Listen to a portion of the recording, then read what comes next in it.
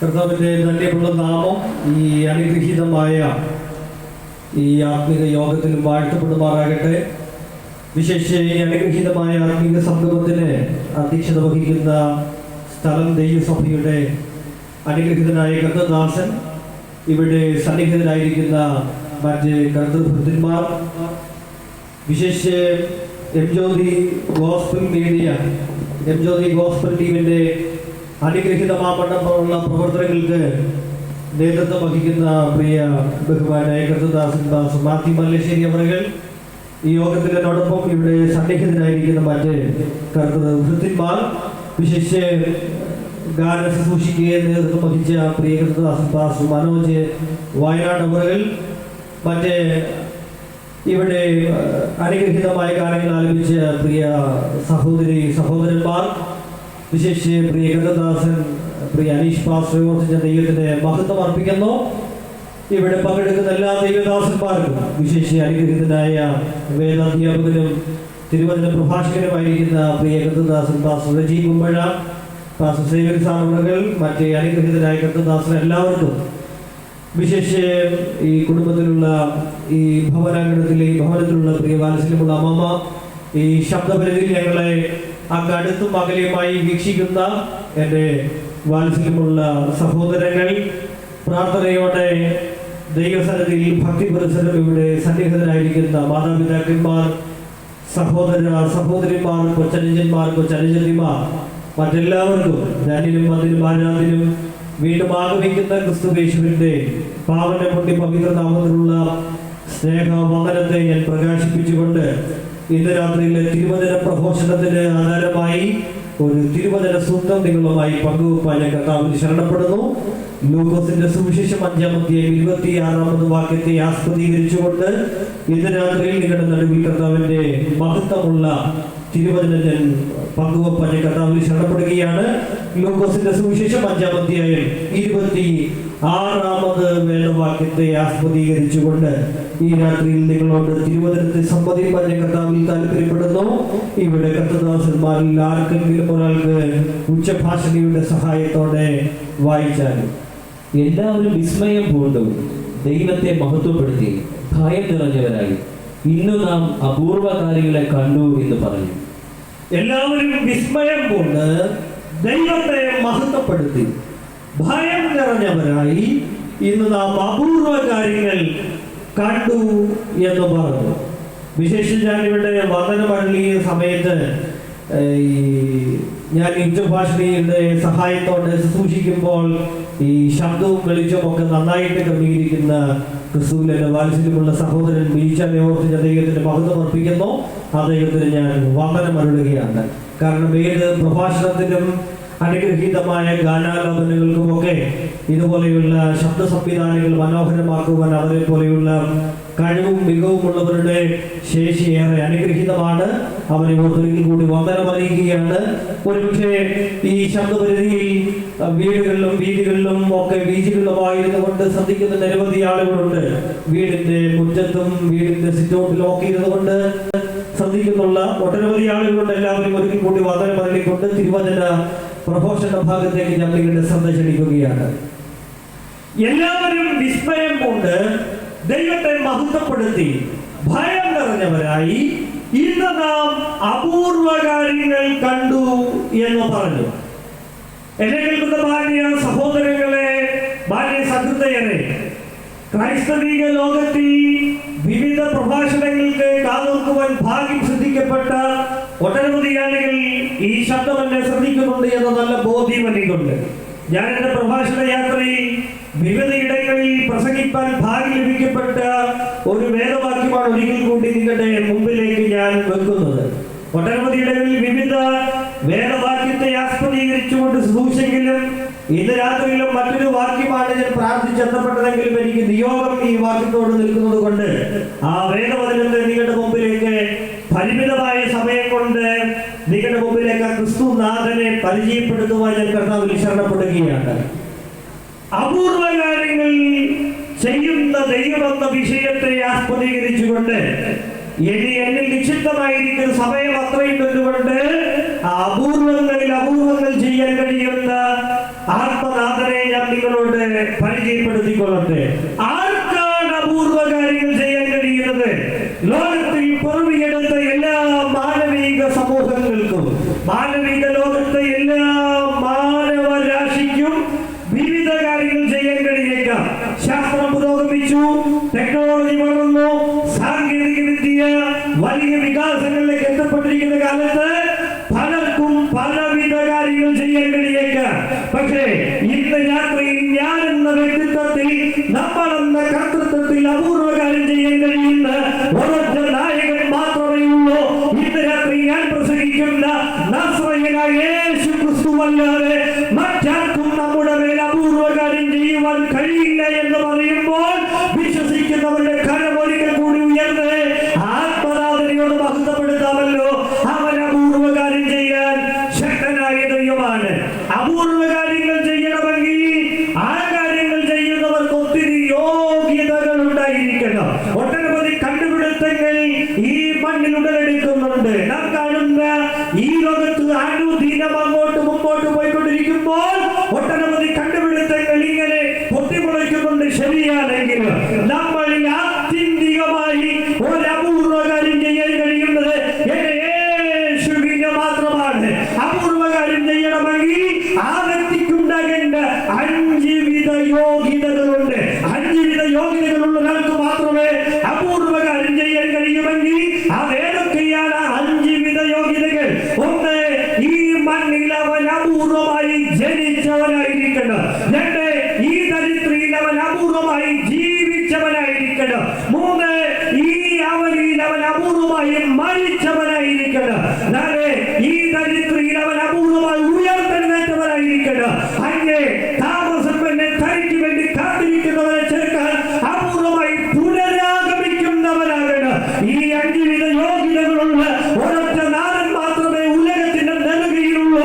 ഇന്ന് രാത്രി ഞങ്ങൾ പ്രസംഗിക്കുന്ന നസ്രയനായ യേശു ക്രിസ്തു മാത്രമാണ്. എന്റെ സഹോദരങ്ങളെ, ഈ മണ്ണിൽ പിറവിയെടുത്തവരെല്ലാം അപൂർവമായിട്ടാണോ ജനിച്ചത്? അല്ലവേ അല്ല എന്ന് എന്റെ പ്രഭാഷണത്തിന്റെ ആദ്യഘട്ടത്തിൽ തന്നെ നിങ്ങളോട് സമ്മതിച്ചു കൊള്ളട്ടെ. ഈ മണ്ണിൽ എല്ലാവരും ജനിക്കുന്നുണ്ട്, ശരിയാണ്. എല്ലാ മനുഷ്യരും സ്ത്രീ പുരുഷ ബീജ സങ്കലനത്തിൽ കൂടി ഇവിടെ ജനനോദയം കൊള്ളുമ്പോൾ ഞങ്ങൾ ഒരു നാഥനെ പരിചയപ്പെടുത്തട്ടെ. അത്യുന്നത ശക്തിയാൽ പരിശുദ്ധാത്മാവിന്റെ നിറവിനാൽ ഈ മണ്ണിൽ ജനിച്ച ഒരു നാഥൻ ഇന്ന് രാത്രി ഞങ്ങൾ പ്രസംഗിക്കുന്ന നസ്രയനായ യേശു ക്രിസ്തു മാത്രമാണ്. അവന്റെ ജനനം ഒരു നിസ്തുല്യമായിരുന്നു, പാപരഹിതമായിരുന്നു. പാപത്തിന്റെ ഭംഗുരഭാസങ്ങൾ, പാപത്തിന്റെ മലീനസതകൾ ഒന്നും പെറാത്ത ഒരു മഹത്വകരമായ ജനനമായിരുന്നു എന്റെ യേശുനാഥന്റെ ജനനം. അവന്റെ ജനനം ഒരു അപൂർവമായ ജനനമായിരുന്നു. അവന്റെ ജീവിതം ഒരു അപൂർവമായ ജീവിതമായിരുന്നു. എന്താണ് വ്യത്യാസം? മലയാളികളും പറയാറുണ്ട്, ഞങ്ങളൊക്കെ ജീവിക്കുന്നില്ലേ? ഇവിടെ വിദ്യാഭ്യാസം കൊണ്ട്, സമ്പാദ്യം കൊണ്ട്, മറ്റു തരം മേഖലകളിൽ ഞങ്ങളെല്ലാം ജീവിക്കുന്നുണ്ടല്ലോ. ശരിയാണ് സഹോദരങ്ങളെ, എല്ലാവരും ജീവിക്കുന്നുണ്ട്. എങ്കിലും ഒരു കാര്യം ഉറപ്പാണ്, പാപം ഏശാതെ, പാപത്തിന്റെ ഒരു പാപതകളില്ലാതെ ഈ മണ്ണിൽ ജീവിച്ചൊരുവൻ അതിന്റെ യേശു മാത്രമാണ്. കാരണം എന്നറിയണ്ടേ, താൻ ജനിച്ചു വളർന്ന നസറേത്ത് എന്ന പട്ടണത്തിൽ കാലമത്തിരുന്നുകൊണ്ട് ഈ യേശു ക്രിസ്തുവിന്റെ ഒരു വിശ്വഗീശ്വരമായ ഒരു പ്രഖ്യാപനമുണ്ട്. ഇങ്ങനെയാണ്, നിങ്ങളിൽ ആർക്കെന്റെ പാപത്തെ കുറിച്ച് ബോധം വരുത്താൻ കഴിയുമെന്നാണ്. അങ്ങനെ ചോദിച്ചൊരു പുരുഷനുണ്ടെങ്കിൽ, ചോദിച്ചൊരു ആത്മനാഥനുണ്ടെങ്കിൽ, ഇന്ന് രാത്രിയിൽ ഈ കുമ്പളിയുടെ മണ്ണ് ഞങ്ങൾ ഉയർത്തുന്ന നസ്രയനായ യേശു ക്രിസ്തു മാത്രമാണ്. അവന്റെ ജീവിതം ഒരു അപൂർവമായ ജീവിതമായിരുന്നു. അവന്റെ മരണം ഒരു അപൂർവമായ മരണമായിരുന്നു. ഈ മണ്ണിൽ പിറവിയെടുത്ത എല്ലാ ആളുകളും മരിക്കുന്നുണ്ട്. ജനിച്ച എല്ലാ ആളുകളും മരിക്കും. ഇന്നല്ലെങ്കിൽ നാളെ സകല മനുഷ്യരും മരിക്കുമെന്ന കാര്യത്തിൽ ഉറപ്പാണ്. പക്ഷേ എന്റെ യേശുവിന്റെ മരണം അങ്ങനെ ഒരു മരണമായിരുന്നില്ല. മറിച്ച് എന്റെയും നമ്മളുടെ ഒന്നടങ്കം, അല്ല മാനവജാതിയുടെ ഒന്നടങ്കം പാപത്തിന്റെ പരിഹാരത്തിന് വേണ്ടി അവൻ കാൽവറിയുടെ കൊലക്കളത്തിൽ മരിച്ചു. അവന്റെ മരണം ഒരു വെറും മരണമല്ല, മറിച്ച് നമ്മെ പാപത്തിൽ നിന്ന് മോചിപ്പിക്കേണ്ടതിന് വേണ്ടി, ഒരു നിത്യജീവൻ നൽകേണ്ടതിന് വേണ്ടി,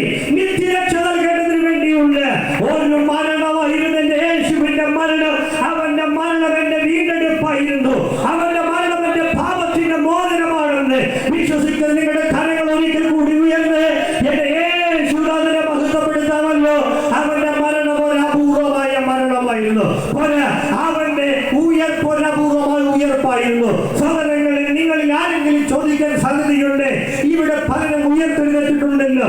ബൈബിൾ പ്രതിപാദിക്കുമ്പോൾ യായിറോസ് എന്ന പള്ളിപ്രമാണിയുടെ മകൾ ഉയർത്തെഴുന്നേറ്റല്ലോ. അങ്ങ് നയീം പട്ടണത്തിലെ ഏകജാതന നയീം പട്ടണത്തിൽ വിധവിക്കുണ്ടായിരുന്ന ഏകപുത്രനായിരുന്ന ആ കുഞ്ഞ് ഉയർത്തെഴുന്നേറ്റല്ലോ. ലാസർ ഉയർത്തെഴുന്നേറ്റല്ലോ. ശരിയാണ്, അവരെല്ലാം ഉയർത്തെഴുന്നേറ്റെങ്കിലും അവരെല്ലാം പിന്നീട് ഈ മണ്ണിൽ മൺമറഞ്ഞിട്ടുണ്ട്. പക്ഷേ ഇന്ന് രാത്രി ഞാൻ പ്രസംഗിക്കുന്നതിന്റെ യേശുനാഥൻ മരിച്ചുയർത്തെഴുന്നേറ്റിട്ട് വീണ്ടും മരിച്ചിട്ടില്ല. അവൻ ഇന്ന് തനിക്ക് വേണ്ടി കാത്തിരിക്കുന്ന ജനതയ്ക്ക് വേണ്ടി സദാ പക്ഷപാതം ചെയ്തുകൊണ്ട് കൃപാസനത്തിൽ ഇന്നും നമുക്ക് വേണ്ടി അവൻ പക്ഷപാതം ചെയ്യുന്നുണ്ട്. അവൻ ഉയർത്തിയെങ്കിൽ അവൻ വീണ്ടും മരിച്ചവനല്ല. അവന്റെ ഉയർപ്പൊരു നിത്യമായിരുന്നു. അല്ല, അവന്റെ പുനരാഗമനം എത്ര ശ്രേഷ്ഠമാണ്, എത്ര ഗംഭീരമാണ്. എന്റെ സഹോദരങ്ങളെ, യേശുനാഥൻ മരിച്ചടക്കപ്പെട്ട് ഈ ഉയർത്തെഴുന്നേറ്റു എന്ന സത്യം നാം ഏവരും വിശ്വസിക്കുന്നല്ലോ. അവന്റെ ഉയർപ്പ് ഏറെ അനുഗ്രഹീതമായിരുന്നെങ്കിൽ, അവന്റെ ജനനപരപൂർവമായിരുന്നെങ്കിൽ, അവന്റെ മരണപരപൂർവമായിരുന്നുവെങ്കിൽ, അവന്റെ ജീവിതപരപൂർവമായിരുന്നുവെങ്കിൽ, അവന്റെ ഉയർപ്പരപൂർവമായിരുന്നുവെങ്കിൽ, അവന്റെ പുനരാഗമനവും ഒരപൂർവമായിരിക്കും. ഇന്ന് രാത്രിയിൽ ഈ സുവിശേഷ പ്രഘോഷണത്തിന്റെ അർത്ഥം നിങ്ങളിൽ ആർക്കെങ്കിലും എന്റെ യേശു കാലതാമസമെന്ന് മേഘമാലികളെ പിളർന്നുകൊണ്ട് പുനരാഗമിക്കുമ്പോൾ അവനോട് ഒരുമിച്ച് സമാഗമിക്കപ്പെടുവാൻ കഴിയാതെ നിങ്ങൾ പാപത്തിൽ വലയുന്നുവെങ്കിൽ, പാപത്തിന്റെ ഭാസങ്ങളിൽ ഉഴലുന്നു എങ്കിൽ, ഇന്ന് രാത്രി ആ പാപമോചനം ലഭ്യമാകാൻ വേണ്ടിയാണ് ഈ അങ്കണത്തിൽ ക്രമീകരിച്ചിരിക്കുന്ന സുവിശേഷ യോഗത്തിന്റെ പ്രത്യേകത. അതാകൊണ്ട് ഒരു സുവിശേഷകൻ എന്ന നിലയിൽ നിങ്ങളോട് പറയട്ടെ, ആ നിത്യത ഉറപ്പാക്കണമെങ്കിൽ മറ്റൊരുത്തനും രക്ഷയില്ല. നാം രക്ഷിക്കപ്പെടാൻ ആകാശത്തിന്റെ കീഴിൽ മനുഷ്യന് നൽകപ്പെട്ട ഒരൊറ്റ നാമം, അതിന്റെ യേശുവിന്റെ നാമം മാത്രമാണ്. ആ കരം ഉയർത്തി കർത്താവിനെ ഒരിക്കൽ കൂടി മഹത്വപ്പെടുത്താമല്ലോ. എന്റെ സഹോദരങ്ങളെ, യേശു ക്രിസ്തു അപൂർവ കാര്യം ചെയ്യുന്ന ദൈവമാണ്. അപൂർവ കാര്യങ്ങൾ ചെയ്യുന്നവന്റെ 5 അപൂർവമായ യോഗ്യതകളാണ് ഞാൻ ഇവിടെ നിങ്ങളോട് പങ്കുവച്ചത്. വേഗത്തിൽ എന്റെ പ്രഭാഷണ ഭാഗത്തേക്ക് ഞാൻ പോകുകയാണ്. മുഖവര പോലെ ചില കാര്യങ്ങൾ ഓർമ്മപ്പെടുത്തിയെന്ന് മാത്രമേ ഉള്ളൂ. ഞാൻ എന്റെ വേഗത്തിൽ തിരുവചന ഭാഗത്തേക്ക് ഞാൻ നിങ്ങളുടെ ശ്രദ്ധ ക്ഷണിക്കുകയാണ്. ലൂക്കോസിന്റെ സുവിശേഷം 5-ാം അധ്യായം 26-ാമത് വേദവാക്യമാണ് നാം വായിച്ചത്. ലൂക്കോസ് 5:26 നാം വായിച്ചത്. ഏറെ ശ്രദ്ധേയമാണ് ആ വാക്യഭാഗം. പക്ഷേ ഞാൻ നിങ്ങളുടെ മുമ്പിൽ ആ സന്ദർഭം ഒന്ന് വേഗത്തിൽ നിങ്ങളുടെ പരമാർത്ഥ മനസ്സിലേക്ക് ഒന്ന് പങ്കിട്ടുകൊണ്ട് എന്താണെന്ന് അറിയണ്ടേ. ലൂക്കോസിന്റെ സുവിശേഷം 5-ാം അധ്യായം 17 മുതൽ 26 വരെയുള്ള വാക്യത്തിൽ ഒരു സംഭവ ചരിത്രം കിടപ്പുണ്ട്. ലൂക്കോസ് 5:17 മുതൽ 26 വരെയുള്ള വാക്യങ്ങളിൽ നമുക്കറിയാം, ഒരു പക്ഷവാതക്കാരനെ ആണ് അവിടെ പരിചയപ്പെടുത്തുന്നത്. ആരാണ് പക്ഷവാതക്കാരൻ? നമുക്കറിയാം, ജന്മം കൊണ്ട് ജനിച്ചു പോയെങ്കിൽ തന്നെ തനിക്ക് സ്വന്തമായി എഴുന്നേറ്റ് നിൽക്കാൻ കഴിയത്തില്ല, സ്വന്തമായി കരങ്ങൾ ചലിപ്പിക്കാൻ കഴിയത്തില്ല, സ്വന്തമായി നടക്കാൻ കഴിയത്തില്ല. പരാശ്രയമില്ലാതെ, മറ്റാരുടെയെങ്കിലും ആശ്രയമില്ലാതെ സ്വയമേ ഒന്നും ചെയ്യാൻ കഴിയാത്ത ഒരാളാണ് പക്ഷവാതക്കാരൻ എന്ന് പറഞ്ഞാൽ അതെല്ലാവർക്കും മനസ്സിലാകുമല്ലോ. അങ്ങനെയെങ്കിൽ അങ്ങനെ ഒരു പക്ഷവാതക്കാരൻ വിവിധ ഇടങ്ങളിൽ കൊണ്ടുപോയി ഈ പക്ഷവാതക്കാരനെ ഒരു സൗഖ്യത്തിന് വേണ്ടി, ഒരു ഉദ്ധാരണത്തിന് വേണ്ടി, ഒരു ഉന്നതിക്ക് വേണ്ടി വിവിധ ഇടങ്ങളിൽ കൊണ്ടുപോയി ഇടങ്ങളൊക്കെ പരാജയമടഞ്ഞ് പരാജയത്തിന്റെ ഭീതി ആണ്ടുള്ളുന്ന ഒരു പക്ഷവാതക്കാരൻ. അങ്ങനെ ഇരിക്കവേ യേശു ഉള്ള ഇടത്തേക്ക് ഈ പക്ഷവാതക്കാരനെ കൂട്ടിക്കൊണ്ടുപോകുകയാണ്. വിവിധ ഇടങ്ങളിൽ കൂട്ടിക്കൊണ്ടുപോയിട്ട് സൗഖ്യമാകാത്ത പക്ഷപാതക്കാരെ കൊണ്ട് കൂട്ടിക്കൊണ്ടുപോകുമ്പോൾ ഒരുപക്ഷെ അയൽവാസികൾ, ഒരുപക്ഷെ ചുറ്റുപാടുള്ളവർ വിവിധ ചോദ്യങ്ങൾ ശരശയ്യം പോലെ ഉയർത്തിവിട്ടിട്ടുണ്ടായേക്കാം. ഒട്ടനവധി ഇടങ്ങളിൽ കൊണ്ടുപോയതല്ലേ, അവിടെയൊന്നും കിട്ടാത്ത മോക്ഷം, അവിടെയൊന്നും കിട്ടാത്ത എന്ത് വിടുതലാണ് നിങ്ങൾക്ക് ഇവിടേക്ക് പോകുമ്പോൾ കിട്ടുന്നത്? അവർക്കൊന്നറിയാം, ഞങ്ങൾ പലയിടത്ത് കൊണ്ടുപോയിട്ടുണ്ടെങ്കിൽ അങ്ങനെ ഒരിടത്തേക്കല്ല ഈ പക്ഷപാതക്കാരെ കൊണ്ടുപോകുന്നത് യേശുവിനടുത്തേക്കാണ്. എന്റെ സഹോദരങ്ങൾ, അതിന്റെ പ്രത്യേകത എന്താണ്? ലോകത്തിൽ എവിടെ പോയി പരാജയമടഞ്ഞ് ആരെങ്കിലും ഈ ശബ്ദം ശ്രദ്ധിക്കുന്നുണ്ടെങ്കിൽ നിങ്ങളോടായി ഇന്ന് രാത്രി ഒരു സുവിശേഷകൻ എന്ന നിലയിൽ പ്രഖ്യാപിച്ചു കൊള്ളട്ടെ. ഒരൊറ്റ കാര്യം ഞാൻ ഒരിക്കൽ കൂടി പ്രഖ്യാപിക്കുകയാണ്. എവിടെ പോയി പരാജയപ്പെട്ടാലും യേശുവിന്റെ സവിധത്തിൽ വന്ന്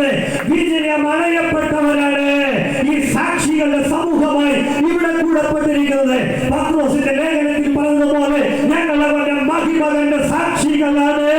എത്രയെത്ര സൗഖ്യങ്ങൾ, എത്രയെത്ര അത്ഭുത രോഗശാന്തികൾ, അത്ഭുതകരമാകുന്ന വിടുതലുകൾ അനുഭവിച്ച ദൈവമക്കൾ ഒരിക്കൽ കൂടി കരമുയർത്തി നമ്മുടെ ആത്മനാഥനെ മഹത്വപ്പെടുത്താമല്ലോ. കാരണം അവൻ അത്ഭുതം ചെയ്യാൻ ശക്തനായ ദൈവമാണ്. അപ്പോൾ ആ പക്ഷപാതക്കാരനെ കൊണ്ടുപോവുകയാണ്. യേശുവുള്ള വീട്ടിലേക്ക് എത്തുന്ന മാത്രയിൽ വലിയ പുരുഷാരം ഭേദമായി തിക്കും തിരക്കും അവിടെ നിൽക്കുകയാണ്. തിക്കും തിരക്കും കൂടുന്ന മാത്രയിൽ പക്ഷപാതക്കാരനെ എങ്ങനെയും അവിടെ ഇറക്കണം. അവിടെ വായിക്കുമ്പോൾ നമുക്കറിയാം, ആ പുരമുകളിൽ കയറി ഓടി നീക്കിയൊക്കെ ഈ മനുഷ്യനെ യേശുവിന്റെ അടുക്കലേക്ക് ഇറക്കുന്ന സന്ദർഭമാണ് നമുക്ക് ആ വാക്യഭാഗത്ത് കാണുന്നത്. യേശു ആ മനുഷ്യനെ തൊടുന്നു, യേശുവിനാൽ ആ മനുഷ്യനെ സൗഖ്യമുണ്ടാകുന്നു. ഈ സൗഖ്യം കണ്ടനന്തരം ശിഷ്യവൃന്ദങ്ങൾ പറയുകയാണ്, ഇന്ന് നാം ഒരു അപൂർവ കാര്യങ്ങൾ കണ്ടു എന്ന്. ഇത്രയുമാണ് നാം വായിച്ച വാക്യഭാഗത്തിന്റെ രത്നചുരുക്കം എന്നുള്ളത്. ഇനി ഞാൻ അതിന്റെ വിശദീകരണങ്ങളിലേക്ക് പ്രവേശിക്കുകയാണ്. പ്രാർത്ഥനയോടെ ശ്രദ്ധിക്കുക. 1-2 വാക്യങ്ങൾ 5-ാം അധ്യായത്തിൽ നിന്ന് നിങ്ങൾ വായിച്ച് സഹായിക്കണം. 5-ാം അധ്യായം 20-ാമത് വാക്യവും 22-ാമത് വാക്യവും ഒന്ന് വായിക്കാം. അവരുടെ വിശ്വാസം കണ്ടിട്ട് അവൻ, മനുഷ്യ, നിന്റെ പാപങ്ങൾ മോചിച്ചു തന്നിരിക്കുന്നു എന്ന് പറഞ്ഞു. യേശു അവരുടെ ചിന്തകളെ അറിഞ്ഞ് അവരോട്, നിങ്ങൾ ഹൃദയത്തിൽ ചിന്തിക്കുന്നത് നിന്റെ പാപങ്ങൾ മോചിച്ചു തന്നിരിക്കുന്നു എന്ന് പറയുന്നതോ എഴുന്നേറ്റ് നടക്കുക എന്ന് പറയുന്നതോ ഏതാകുന്നു എളുപ്പം എന്ന് ചോദിച്ചു. നാം വായിക്കപ്പെട്ട ഈ 2 വേദവാക്യങ്ങൾ ഏറെ ശ്രദ്ധേയമാണ്. 5:20 ഇങ്ങനെയാണ് പറയുന്നത്, അവൻ അവരുടെ വിശ്വാസം കണ്ടിട്ട്, മനുഷ്യ, നിന്റെ പാപങ്ങൾ മോചിച്ചു തന്നിരിക്കുന്നു എന്ന് പറയുന്നു. എന്ന് വെച്ചാൽ ക്രിസ്തുയേശുവിന്റെ 3 മഹാത്മ്യങ്ങളാണ് 5-ാം അധ്യായത്തിന്റെ 17 മുതൽ 26 വരെയുള്ള വാക്യഭാഗങ്ങളിൽ കിടക്കുന്നത്. ഒരിക്കൽ കൂടി ശ്രദ്ധിക്കുക. 5-ാം അധ്യായം 17 മുതൽ 26 വരെയുള്ള വാക്യങ്ങളിൽ 3 വിധ കാര്യങ്ങളിൽ യേശു ക്രിസ്തുവിന്റെ മഹത്വകരമായ 3 കാര്യങ്ങൾ പ്രഖ്യാപിക്കുകയാണ്. ഒന്നവൻ പാപമോചകനാണ്. 22-ാം വാക്യത്തിൽ പറയുകയാണ്, അവൻ അവരുടെ വിശ്വാസം കണ്ടിട്ട്. 22 പറയുകയാണ്, യേശു അവരുടെ ചിന്തകൾ അറിഞ്ഞിട്ട് നിങ്ങൾ ഹൃദയത്തിൽ ചിന്തിക്കുന്നത് എന്ന്. യേശു ക്രിസ്തുവിന്റെ 2ാമത്തെ മഹത്വകരമാകുന്ന പ്രത്യേകത, അവൻ ചിന്തകൾ അറിയുന്ന ദൈവമാണ്. 3, അപൂർവ കാര്യങ്ങൾ ചെയ്യുന്ന ദൈവമാണ്. ഒരിക്കൽ കൂടി ആ യേശുനാഥനെ ഒന്നും കൂടി കുമ്പഴ ദേശത്ത് ഞാൻ പരിചയപ്പെടുത്തട്ടെ. അവൻ പാപമോചകനാണ്. 2, ചിന്തകൾ അറിയുന്ന ദൈവമാണ്. 3, അപൂർവ കാര്യങ്ങൾ ചെയ്യുന്നവനാണ്. ഇന്ന് രാത്രി അത്തരത്തിൽ മഹത്വകരമാകുന്ന ഒരു യേശുനാഥനെ അറിയാൻ കഴിയുന്ന ഭാഗ്യമായി കണക്കാക്കുന്നവർ ഒരിക്കൽ കൂടി നിങ്ങളുടെ കരമുയർത്തി എന്റെ ആത്മനാഥനെ മഹത്വപ്പെടുത്തിയാട്ടെ. ഇത്രയ്ക്ക് മഹത്വവാനാകുന്ന എന്റെ യേശുവിനെ കണ്ടെത്താൻ കഴിയുന്നതാണ് എന്റെ ജീവിതത്തിലെ ഏറ്റവും വലിയ ഭാഗ്യം. എന്റെ സഹോദരങ്ങളെ, ഒന്നവൻ പാപമോചകനാണ്. ഈ ചില ആളുകളൊക്കെ പറയാറുണ്ട്, നിങ്ങളെ പോലെയുള്ള കവല പ്രസംഗകരുടെ അല്ലെങ്കിൽ ഇതുപോലെയുള്ള സുവിശേഷ പ്രഘോഷകരുടെ വായിൽ നിന്ന് ഉരുത്തിരിയുന്ന ആശയങ്ങളോ വാക്കോ ആണ് പാപമെന്നും ന്യായവിധി എന്നും ഒക്കെ ചില ആളുകൾ പറയാറുണ്ട്. അല്ല സഹോദരങ്ങളെ, ഇതുപോലെ ഏതെങ്കിലും പൊട്ടിമുളച്ച ആശയം പോലെ പറഞ്ഞു വിടുന്ന 2 പദപ്രയോഗമല്ല, മറിച്ച് പാപിയാണ് എല്ലാ മനുഷ്യരും. ഒരു കാര്യം ഞാൻ ഉറപ്പിച്ച് പറയാം, ചില ആളുകൾ ഈ ശബ്ദം ശ്രദ്ധിക്കുമ്പോൾ, ഈ ശബ്ദസീമയിൽ കേൾക്കുന്ന ചില ആളുകൾ, പല ആളുകളെങ്കിലും പറയാൻ സാധ്യതയുണ്ട്, ഇങ്ങനൊരു കാര്യമാണ്, ഇത്തരത്തിലുള്ള സന്ദേശങ്ങളൊക്കെ നിങ്ങളുടെ പള്ളിക്കകത്ത് പ്രസംഗിച്ചാൽ പോലെ. അല്ലെങ്കിൽ ചില ആളുകൾ പറയാറുണ്ട്, നിങ്ങൾ നിങ്ങളുടെ വീടിനുള്ളിൽ പ്രസംഗിച്ചാൽ പോലെ. ഇങ്ങനെ ഈ ഭവനത്തിൽ ക്രമീകരിക്കുമ്പോൾ വീടിനകത്ത് ഇങ്ങനെ മൈക്ക് കെട്ടിവെച്ചോ അല്ലാതെയോ പ്രസംഗിച്ചാൽ പോലെ. എന്തിനാണ് ഇങ്ങനെ പുറത്ത് ഇതുപോലെ മുറ്റത്ത് ഇങ്ങനെ ക്രമീകരിച്ച് പ്രസംഗിക്കുന്നത്? അത് ഞങ്ങൾക്ക് ശബ്ദലക്ഷ്യമാണ്, ഞങ്ങൾക്ക് വിവിധ പ്രയാസമുണ്ടാക്കുന്നു എന്നൊക്കെ പറയാറുണ്ട്. ഞാൻ ആരോടും തർക്കിക്കാനും ബാധിക്കാനും ഇല്ലേ. കാരണം പ്രത്യേകിച്ച് നമ്മുടെ ശബ്ദം മാത്രമേ പുറത്ത് കേൾക്കാറുള്ളല്ലോ. ഈ നാട്ടിൽ നടക്കുന്ന എല്ലാ മേളകളും ഉത്സവങ്ങളും ഒക്കെ ശബ്ദമൊന്നും കേൾക്കാതെയാണല്ലോ. അത് നിങ്ങൾക്ക് വിഭിഷ്ടവുമല്ലോ. എന്റെ സഹോദരങ്ങളെ, ഈ ശബ്ദം എന്തിനാണ് ഇങ്ങനെ ഉച്ചഭാഷകളിൽ കൂടി പ്രസംഗിക്കുന്നത് ചോദിച്ചാൽ ഒറ്റ കാര്യം മാത്രമാണ്.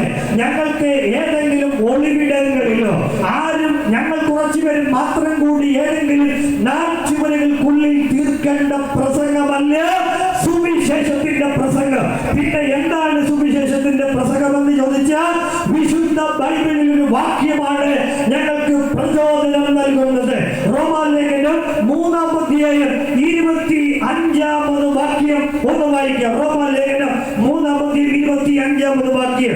ഈ വാക്യം വായിപ്പിക്കുന്ന കാര്യം പറഞ്ഞുവിടാൻ കഴിയുമെങ്കിലും ആരെങ്കിലും കേൾക്കുന്നുണ്ടെങ്കിൽ അത് ബൈബിളിൽ ഉണ്ടെന്ന് അറിയണമെന്നുള്ളത് ഞങ്ങളുടെ ബോധ്യമായത് കൊണ്ടാണ്. റോമാലേഖനം 3:25. വിശ്വസിക്കുന്നവർക്ക് അവൻ തന്റെ രക്തം മൂലം പ്രായശ്ചിത്തമാകുവാൻ ദൈവം അവനെ പരസ്യമായി നിർത്തിയിരിക്കുന്നു. ദൈവം തന്റെ പൊറുമയിൽ വിശ്വസിക്കുന്നവർക്ക് അവൻ തന്റെ രക്തം മൂലം പ്രായശ്ചിത്തം നൽകേണ്ടതിന് ദൈവം അവനെ പരസ്യമായി നിർത്തിയിരിക്കുന്നു. ആ പദപ്രയോഗം കേട്ടോ, നിർത്തിയിരിക്കുന്നു എന്നാണ്. എന്ന് വെച്ചാൽ പരസ്യമായി നിർത്തിയെന്നോ ഇനി നിർത്തുമെന്നോ അല്ല, നിർത്തിയിരിക്കുന്നു എന്നാണ്. വർത്തമാനകാലാനുസൃതമാണ് പദപ്രയോഗം.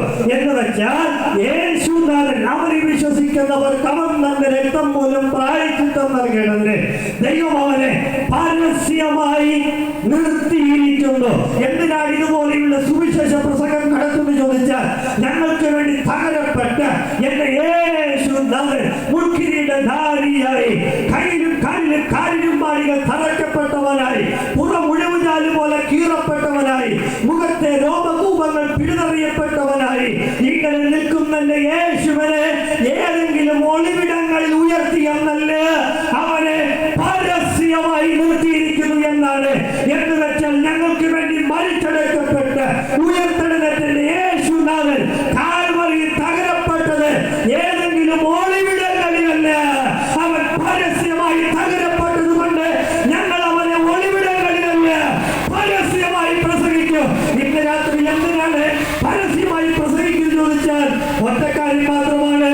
പരസ്യമായി തകരപ്പെട്ടവനെ ഞങ്ങൾ പരസ്യമായി ഉയർത്തുക തന്നെ ചെയ്യും. എന്റെ സഹോദരങ്ങളെ, ഞാൻ വേഗത്തിൽ തിരുവചന ഭാഗത്തേക്ക് പ്രവേശിക്കുകയാണ്. എന്തിനാണ് ഇങ്ങനെയുള്ള പൊതുയോഗം നടത്തുന്നത് ചോദിച്ചാൽ പരസ്യമായി തകരപ്പെട്ടവനെ ഞങ്ങൾ പരസ്യമായി ഉയർത്തുകയാണ്. അപ്പോൾ പാപം എന്ന പദപ്രയോഗം, ഈ ന്യായവിധി എന്ന പദപ്രയോഗമൊക്കെ ഇതുപോലെ ആരെങ്കിലും ഒക്കെ പ്രവാസികൾ ഉരുത്തിരിഞ്ഞൊരു പദപ്രയോഗമല്ലേ, മറിച്ച് പിന്നെ എന്താണ് ഈ പദപ്രയോഗത്തിന്റെ അർത്ഥം? എല്ലാ മനുഷ്യരും ഭാവിയാണ് എന്ന കാര്യത്തിൽ ലോകത്തിൽ ആർക്കും തന്നെ സംശയമില്ല. ചിലരൊക്കെ പറയാറുണ്ട്, ചില ആളുകളൊക്കെ ഞങ്ങൾ കവലയിൽ പ്രസംഗിക്കുന്ന പ്രവാചകരാണ്.